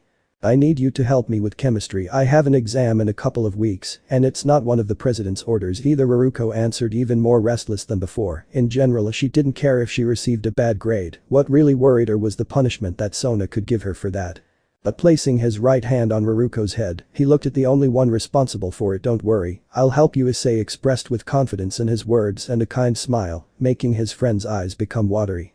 "Thank you very much, Ice, thank you very much. I promise I'll help you with the cleaning," Haruko declared happily while hugging Issei, who didn't expect such an action. "Hey, it's not that bad, you know." Issei approached but without stopping smiling. Even so, Haruko clung tighter to her friend. "I can tell you've changed," Issei expressed without erasing his smile, and at the mention of her nickname, Haruko's eyes widened as they became moist and began to shed tears, and in an instant, she clung to her friend in a tight hug. "I'm glad you're back, Ice, you don't know how much I missed you," Haruko said, shivering between sobs. Despite that, the happiness she felt was noticeable, while Issei reciprocated his friend's gesture while rubbing her back in order to comfort her. The rest of the C members didn't know what to do. A part of them were waiting for the orders of their king, who remained silent and with a stern expression. On the other hand, they also wanted to join the hug with Haruko. And even though they tried to stay strong by suppressing their feelings, they were not able to bear it, and regardless of the reprimands, or that he was not the Issei they knew, they were willing to bear all responsibility. Without waiting, they quickly headed towards Issei, who was forced to separate from Haruko, who was a little upset but couldn't complain. Meanwhile, the second to greet Issei was Momo, who with teary eyes, hugged the brunette who had no choice but to reciprocate. "I was waiting for you to come back," Momo stated, content in her words, to which Issei broke away to look at his friend. "And rest assured that I won't leave," Issei firmly stated his words, causing a content smile to decorate the albino's face. And even though the bishop wanted to spend more time with Issei, she was aware that she couldn't monopolize him for long, so she separated from him with some resignation. But they barely separated. Tomo pounced on the brown-haired boy, hugging him tightly, causing her friend to spin on his axis at the same time that he held her so as not to fall, letting out a light laugh because of that. Energetic as always, Issei expressed with a slight smile, watching as the Horsitri laughed to keep from crying, but the attempt to suppress it was useless. "Someone had to take your place," Tomo stated with a broken voice, clinging to her friend. Seconds later, Tomo broke away from Issei to wipe away her tears. Meanwhile, Issei focused on who would be next, being Tsubasa, who despite giving him a simple hug, the affection behind him was greater than anything in the world. "I became strong, but not enough to surpass you," Tsubasa expressed imposingly, but Issei gently patted her back. "You always have been, but you never realized that," Issei stated with a confident tone, comforting Tsubasa, who despite wanting to shed her tears, held them back, not wanting to fail her rival and friend again. Tsubasa and Issei proceeded to separate without further ado, although the brown-haired boy turned his gaze towards Ria, who was standing with her back turned while pretending to wipe away her tears. Approaching the second Bishop Citri, he hugged her suddenly, surprising Ria herself, who did not expect it. Even so, she turned around to reciprocate the gesture. "Don't scare me like that," Ria claimed in a low voice without looking at Issei in the face, although he grabbed her chin so that she would raise her head and look at her, noticing how her eyes were red from crying. Although far from that, the brown-haired boy realized that something was missing. "You don't have makeup on. What happened?" Issei questioned with a raised eyebrow in confusion, remembering that Ria always put on makeup for fun. "Who do you think is to blame, fool?" Ria questioned reproachfully, burying her face in Issei's chest. "In that case I will take responsibility," Issei replied with a light smile, realizing that he had no choice or escape. Despite having her face covered, Ria smiled at her friend's words, and although she didn't want to separate, there were still people waiting to greet him. But as they separated, Saji suddenly hung onto Issei's neck, causing him to lean forward in order to shake the brunette's head with some force. Nice to see you again, friend, Saji expressed with a big happy smile, and the least Issei could do was reciprocate in the same way. Same here, Saji, Issei stated with a light smile, firmly holding Saji with one hand as he proceeded to ruffle his hair with the other. After that, both boys were left with their hair in disarray, yet they didn't care and bumped their fists with a smile decorating their faces. With that ready, Issei turned to see the penultimate one left, being Tsubaki, who remained by Sona's side, but apart from a smile, tears decorated the face of the vice president of the EC. "Hello, sister," Issei greeted with a noticeable smile, and even though Tsubaki moved slightly, he remained in place. "Oh, Tsubaki," Sona said calmly in her voice, being aware of her queen's true wish. Thanks to Sona's command, Tsubaki didn't wait any longer and quickly clung to Issei in a tight hug, but while the brunette reciprocated the gesture, Tsubaki was crying inconsolably on his shoulder. "Don't ever make me go through that again," Tsubaki said with a broken voice and sobbing, feeling Issei caressing her back. "I won't. I promise," Issei assured without ever letting go of Tsubaki. Meanwhile, from Sona's perspective, the aforementioned only remained expectant at what was happening. The most relevant thing she did was get up from her chair, position herself in front of her desk, and rest her hands on it. Without taking her gaze off the scene in front of them, Sona witnessed how Tsubaki separated herself a little from Issei, and despite the tears falling from her eyes, she smiled. All of her nobility except her had big smiles of joy, but why not her? Wasn't she happy about the return of the one she considered a friend? Yes, she was happy that he had returned, however, the feeling of guilt did not allow her to join them. The guilt of being the main cause of Issei's death had been eating away at her day and night since that day, even when Tsubaki found out about it and tried to convince her that it wasn't her fault. Sona's words were as follows. "No matter what you say, Tsubaki, simply, nothing and no one will change what happened."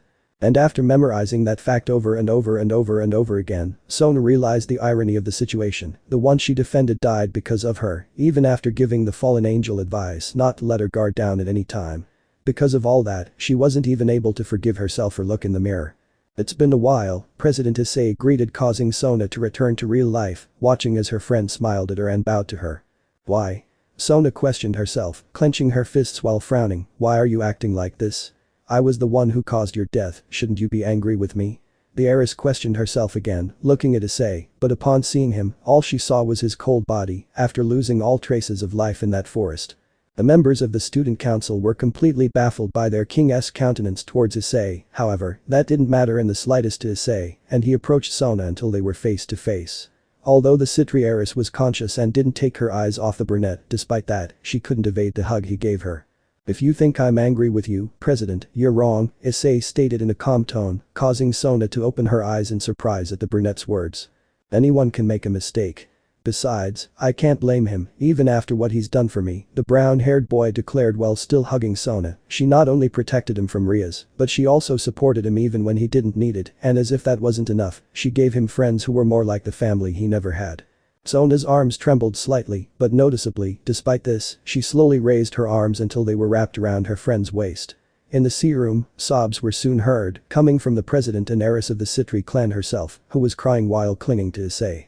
I'm so sorry," Sona said between broken tears. Even though she was forgiven, she herself felt that she had to say those words in one way or another.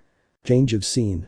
Several minutes later and a visit to the bathroom, the members of the student council returned to the room meeting Issei, who was in front of a window watching the sunset, although the aforementioned, upon realizing that his friends returned, turned around to see them. "It's good to know that it wasn't an illusion," Haruko expressed with a contented smile. "It would have been a cruel game of fate, and it would have been like this. As I said, I won't be leaving again. I don't plan on doing so," Issei assured with a slight smile. After all, he possessed a power that literally didn't belong in this universe.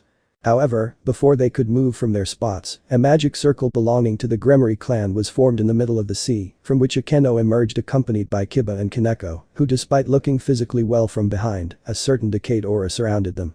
The first to do something was a Keno, who at the same time as she turned said, "Why do we?" But the words of the priestess of lightning were left hanging in the air when she recognized the figure in front of her. Kiba and Kaneko were puzzled by that, so they also turned around, but in doing so, they remained just like a Keno.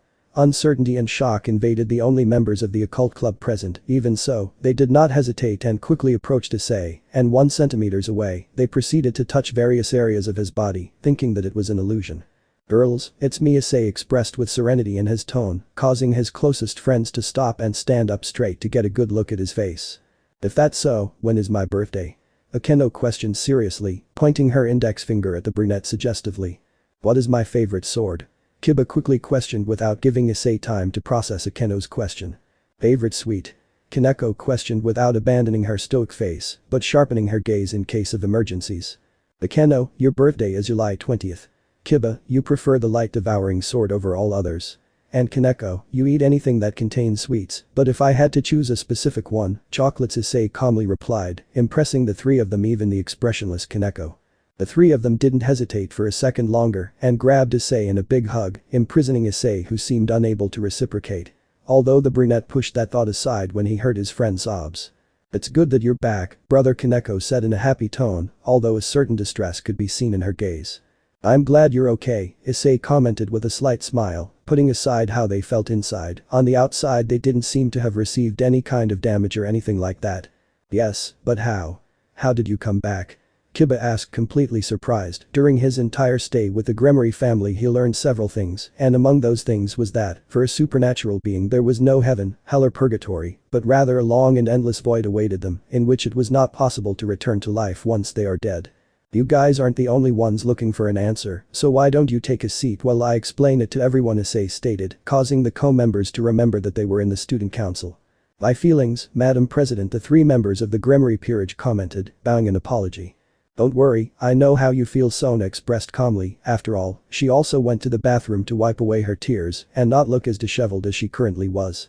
Everyone present proceeded to take their respective places, although thanks to a small modesty that Issei took ahead of time, he brought enough chairs so that everyone could sit. But returning to the subject, once they were comfortable, the gazes were fixed on an Issei who remained standing for comfort. Before I start, I must warn you that I do not clearly remember what I experienced in that place, and I was also not aware of my actions. So any question you ask may be answered by me, Issei warned for everyone's understanding, who nodded for him to continue. In that world or universe, as you want to call it, I arrived at a place that could be classified as a heaven or hell type dimension, Issei recounted, accurately remembering Hollow World, although it did not seem to be a big deal. It was not a good place to live from what I understand. That dimension is called Hollow World, and from what little I know, it is that dark beings live there. Monsters with an insatiable hunger, to be more specific. Having all types and sizes, but what stands out the most in terms of appearance are giants of more than 5 meters, he continued recounting, and to everyone's surprise, at least the last description matched the creature they faced, but they decided to remain silent. And to tell the truth, I was part of those creatures, Issei stated, and even though they saw that statement coming, they were impressed that their friend had not only been part of those creatures, but even now, they did not detect anything in him that related him to them. I can't tell you the things I did, since as I said, I don't remember exactly. Also, I spent some time locked up in some place where they did experiments on me, and somehow they managed to fuse my soul with that of another being from that place, Issei said to everyone's surprise. Even in another universe he was not spared from misfortune. Although it was not necessary to mention that more than one were angry when they found out that Issei was used as a laboratory rat. But some time later I was released to wreak havoc on the human world, and while the damage I caused was minimal, there were more than one death. I had no control over myself back then, and if it weren't for a woman who used herself as bait and inflicted a wound on my head, I might still be under the feet of the one who used me, Issei recounted, remembering in the form of images how he bit that woman's neck and consumed part of her flesh and blood, which condemned him to the following. Although I was able to regain consciousness, I had no idea who or what I was. I just spent my time wandering through the hollow world aimlessly until I came across a creature of my same species that seemed to be someone good. She followed me on my way until she achieved my same level of consciousness and named herself Nilil Tuadelschwink. However, when she achieved that, after a short time I began to die, Issei declared to everyone's shock. He had already died once, and now it was a second time. They didn't want to know what Issei did, so that not even death wants his soul. Why were you dying? Akeno questioned, somewhat worried, not assuring her that the same cause of death in that universe would follow this one. The woman who was used as bait let me bite her neck, and as a result, I also consumed both her blood and her flesh. Most likely, she must have possessed some sacred energy in her system, and I, being a creature of evil energy, will slowly affect me until I die, Issei answered calmly, while Sona nodded in understanding. Not having antibodies against beings with pure energy is like poison inside you. Something similar happens here if we demons try to eat the flesh of angels or fallen ones, or if we just had the idea of stealing sacred devices in case they are carriers, Sona stated, receiving an affirmation from Issei, who decided to continue with his story. After a while and saying goodbye to Neliel, I arrived at another place. It was completely different from Hueco Mundo. It was very bright, the whole place shone, but there was no one or anyone who inhabited that place, there was only him, the spiritual king, Issei said, remembering that despite not seeing him. He could feel that said entity was in all places at the same time. That deity was the one who brought me back here in the first place, since in his words, it was the coalition of power between two beings that caused that portal in me to be swallowed by it, and he did not return me before, because he did not want to interrupt the life cycle that I started there. Also, he did not return my original body because it was turned into dust during the trip in the portal, he finished telling, causing a great silence in the room. Then what we can see and touch as Tsubasa stopped speaking, not knowing how to finish his question, since although his friend's body was tangible and had small features just as he remembered them, there were certain things like his hide and dark circles that he had. Even I don't know, but I think it's my soul. Since it doesn't possess matter unlike a physical body, traveling through the portal shouldn't affect it, Issei deduced with some doubt, but he had to ask an expert for confirmation. So in short, you're like a spirit type, Yakai Saji commented with a slight smile, to which everyone agreed without contradicting him. I need you to give me some of your attention, Sona requested, capturing everyone's attention without exception. Yamamoto, I know we're friends, still, I must let Satan Lucifer know everything that happened to you, so that you'll be free and not be classified as a threat, Sona expressed with a slight seriousness. Although inside she felt sorry for being aware that hiding valuable information from the leaders carries very high punishments, so she didn't have many options. I know, President Issei stated with understanding, not wanting to be a magnet for trouble. Thank you for understanding, Yamamoto, Sona expressed in a kind tone, looking at her friend, although in doing so, she saw his dirty rags and long hair. If you want, you can go and settle in, I will let Akeno know when Satan Lucifer gets in touch, said the Citriaris, receiving a nod from Issei, who approached Akeno. Are we leaving? Issei asked as he extended his hand in the direction of the Gremory Queen. Yes, whenever you want, Akeno replied with a slight smile, intertwining her hand with Issei's. Without further ado, Akeno and Issei disappeared in a blur that those present could barely make out. Even Kiba, who possessed the best reaction speed, was unable to see the moment in which his two friends left the room. However, with a serious expression, Sona was asking herself several questions, which were not related to Issei's new abilities, but rather, what Issei himself was. What's bothering you, President? Tsubaki questioned with intrigue as she recognized her best friend's face better than anyone else, who ignored the question and focused her gaze on Kaneko. Kaneko, Sona called out, capturing not only the attention of the young albino girl, but also that of everyone present. Did you notice something strange about Issei? She questioned with some expectation, knowing more than well the Nekomata qualities that the Gremory Rook possessed. Yes, Kaneko replied reluctantly. The moment she saw him she knew that the real Issei was her brother, however, despite being so, she felt like something was missing. Both Akeno and Issei. While Issei advanced through the air at a moderate speed to prevent Akeno from suffering any damage, the latter did not take her eyes off her best friend's face.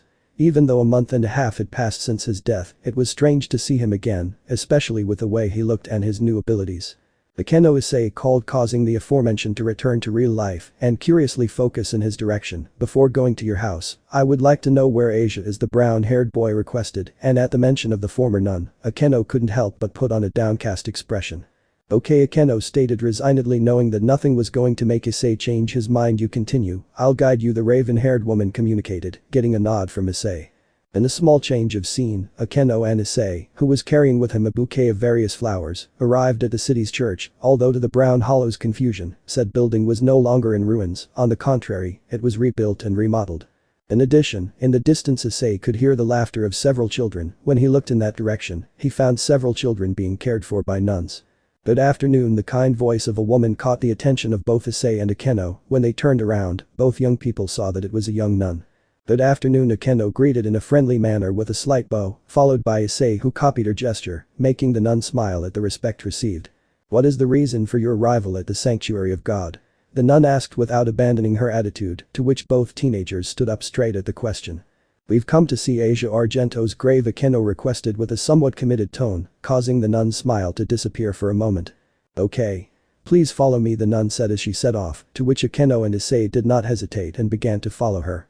Although noticing a certain presence watching him, Issei turned his gaze towards that person, realizing that he was approximately the same age as him. His hair was short and blue with a green lock on the right side and brown eyes. The girl was watching him inside the church through a window, and while that kept him on guard, what really caught his attention was feeling three other presences, but he focused on two that overlapped everyone else in the area. Akeno called, causing Issei to return to the real world and remember the reason why he was in the church. Right away, Issei stated as he headed towards Akeno, finding himself forced to ignore not only the energies that inhabited the building. After a few minutes, Akeno and Issei arrived at a large cemetery where they were not alone, there were also people visiting the graves of their loved ones. But returning to the subject, both teenagers again followed the woman devoted to God, who after a short walk, stopped in front of a grave. "This is it," the nun said, stepping aside so that both young men could see her better. Akeno for her part decided not to approach, unlike her, Issei was the one who spent the most time with Asia. On the other hand, Issei approached the grave of his deceased friend, stopping for a moment to read the description that was posted. Asia Argento. 1992-2008. The most devoted nun to God, may she rest in peace. You told me that you liked flowers, but at no point did you tell me which ones were your favorites, Issei expressed with a slight smile, leaving the bouquet of mixed flowers on his friend's grave, promising to himself that when they wither, he will return to change them. Rest, Asia, Issei stated as he stood up, everything was already done, he had nothing else to do now. Change of scene. Inside a Shinto shrine, or rather, Akeno's home. Akeno was in a hallway folding a considerable amount of men's clothing, while beside her, she heard the water from the shower running until it turned off. You know something? They called me crazy for keeping your things, Akeno said with some grace, although of course, at that time that didn't cause her any pleasure. I don't want to ruin the moment for you, but my clothes don't fit anymore, Issei commented inside the bathroom, as he dried himself off and looked at his clothes which he had the feeling weren't going to fit him, not even his boxers. I guess there's no choice, Akeno stated with a certain resignation in her tone of voice, standing up and leaving the place, disconcerting Issei who perceived how his friend's presence was moving away. What does that mean, Akeno? Issei questioned, confused without receiving an answer since the lightning priestess did not hear him. Akeno the hollow called without being answered again. Not knowing what to do but wait for Akeno, Issei stopped to look at himself in the mirror. His entire body was not as he remembered it, the scars he once had were gone, the dark circles he had from staying up late studying were gone as well, and both his build and height didn't match, plus his skin was even whiter than before. He had to admit that his friends had a good memory to remember him, because if he had to judge himself, he would find 1,001 faults. And that was even though he hadn't told them everything about his hollow side yet, since even though he was going to do it, he had planned to wait a couple of days for them to adapt and not be an information overload to avoid some kind of problem and confusion. Let's see if this is your size, Akeno commented, causing Issei to return to the real world, witnessing how his friend had slightly opened the door to leave him a shirt, dress pants, underwear and a pair of socks. Whose clothes are these? Issei asked, grabbing the shirt, seeing that it was twice as big for him, so it would fit him without any problems. From my boyfriend, Akeno replied with clear sarcasm as she folded her friend's clothes to put them away and with the aim of giving them to charity, since they were of no use to her. Do you have a boyfriend? Issei returned the question as if he was confused, although if we were to focus on the brunette's perspective, he didn't have any visible expression. I was depressed, do you really think I would be in the mood to go out with someone? Akeno replied with a slightly surprised expression, not believing that Issei would swallow such a lie. Good point, Issei expressed without showing any emotion. On the other hand, Akeno remained silent, observing the clothes of her friend and also, brother. It's my father's, Akeno stated in a melancholic manner. Meanwhile in the bathroom, Issei didn't even limit himself to making a face at such a revelation. It's good that you were able to fix things with him, Issei expressed with a slight smile. However, despite the fact that he was the one who advised Akeno to reconcile with her father, for some reason, he was now indifferent to that fact. Yes, Akeno said with a sigh, beginning to suspect her friend's calm or rather, expressionless tone, although deep down she knew that at any moment they were going to bring up that subject, she preferred to play along. How does it look on you? The lightning priestess asked curiously, and after those words, Issei opened the bathroom doors, revealing that although he lacked muscle to fill it all out, the rest seemed to be fine. What do you say? Issei returned the question with a slight smile, to which Akeno approached to look at her friend from different angles. When she finished, she positioned herself in front of her friend, judging him as if she were a modeling judge. Despite the lack of body, it suits you well, Akeno replied confidently in her words, and giving her approval with a raised thumb. But approaching Issei and positioning herself on his back, Akeno focused on her friend's hair. Although we should make some arrangements around here, the Gremory Queen commented while touching her brother's hair, although it was straight, it didn't suit him very well, especially when it was at waist level. Do you know how to cut hair? Issei asked with an eyebrow raised in doubt, he had no idea Akeno was a stylist. How do you think I maintain this hair, dear? Akeno questioned in a haughty tone, moving her shiny, straight hair with her hand proudly, as if she were a diva. Alright, I'll leave it in your hands, then Issei stated with a light smile, completely trusting in the abilities of the girl he considered a sister. In a change of scene, in the kitchen, Issei was sitting with a towel covering his neck and shoulders. Meanwhile, Akeno was standing behind the brunette cutting his hair. Both remained silent, such a silence that they heard their breathing and the sound the scissors made when closing and opening. Akeno Issei called out, cutting through the tense atmosphere, gaining his friend's attention. What happened in the month and a half that I was gone? He questioned, looking at the ground, unable to get the 4 presences in the church out of his head, but among them, 2 stood out from the rest. At the question, Akeno let out a slight sigh. After the portal disappeared after having sucked you in, groups from the 3 biblical factions arrived and cordoned off the place, and soon the 3 leaders arrived with their seconds in command to investigate what happened. Akeno recounted, remembering how she was separated from her friends, forced to take off her clothes, and once dressed, she was taken to Satan Beelzebub's laboratory. After some studies that were done on us to find out if the exposure to the energy emanating from the portal was dangerous or not. One by one, they took us to a room where Mr. Beelzebub asked us questions, although in itself, we didn't know more than them. Not even Sona was able to explain it in detail. When we met, she continued to tell. Stopping for a moment to leave the scissors on the table and take the towel from Issei, throwing to the floor all the strands of hair that she cut. What happened to Rainer and company? Issei questioned, turning around to see Akeno, who was grabbing a broom. None of her companions survived. The only survivor of the incident was her. As for her situation, I don't know. The only thing I remember is that she was taken into custody by the underworld, and although the governor of the Fallen wanted to take charge of giving her a punishment, he left it in our hands upon learning that she killed you, the priestess of lightning recounted as she swept. Receiving help from Issei to pick up the exuberant amount of hair that was on the ground. I doubt that's all. In the church I felt the presence of 4 people, and judging by how you acted, there must be something behind it, Issei stated, going to the trash can, where he threw the strands of hair that belonged to him. Unable to help it, Akeno let out a slight smile, knowing that her friend still hadn't missed anything without us knowing. The leaders held a meeting among themselves and reached a peace agreement. We only found out when the city's church was rebuilt, and we were introduced to Griselda Korda and Marana Shadorova, 2 subordinates of Archangel Gabriel, and belonging to the Brave Saint system, Akeno calmly reported while putting the kettle on to make some tea, while Issei deduced that those strong energies belonged to the Archangel subordinates, but there were still those left. The 2 remaining presences are exorcists who possess fragments of the original Excalibur. Zenobia Korda wields the Excalibur Destruction, and Irina Shidu has the Excalibur Mimic, and while, as I said, they are fragments, the sacred energy they hold within them are still capable of eliminating demons of the highest class with ease, Akeno commented in a relaxed manner.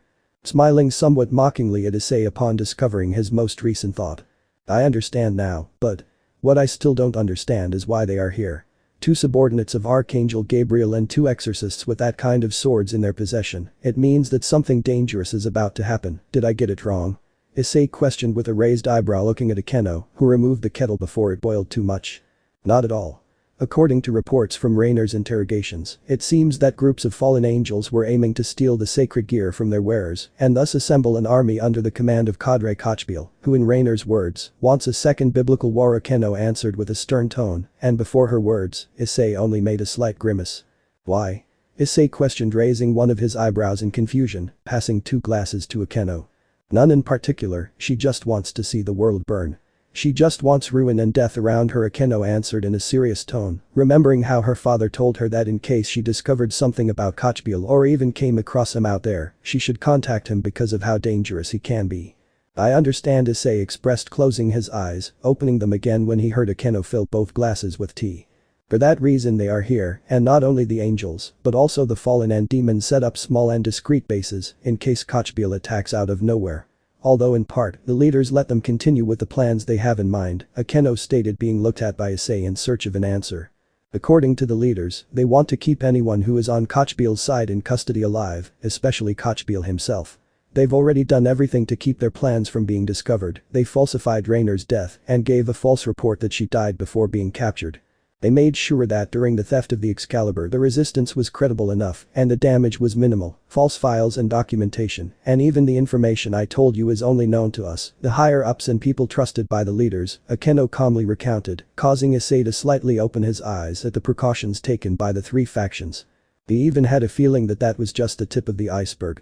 All the preparations are ready, we're just waiting for Kochbiel to attack, Akeno stated with a light smile, handing the cup of tea to Issei, who looked away from the drink and focused on the slight tremor of his friend's hand, who noticed his actions.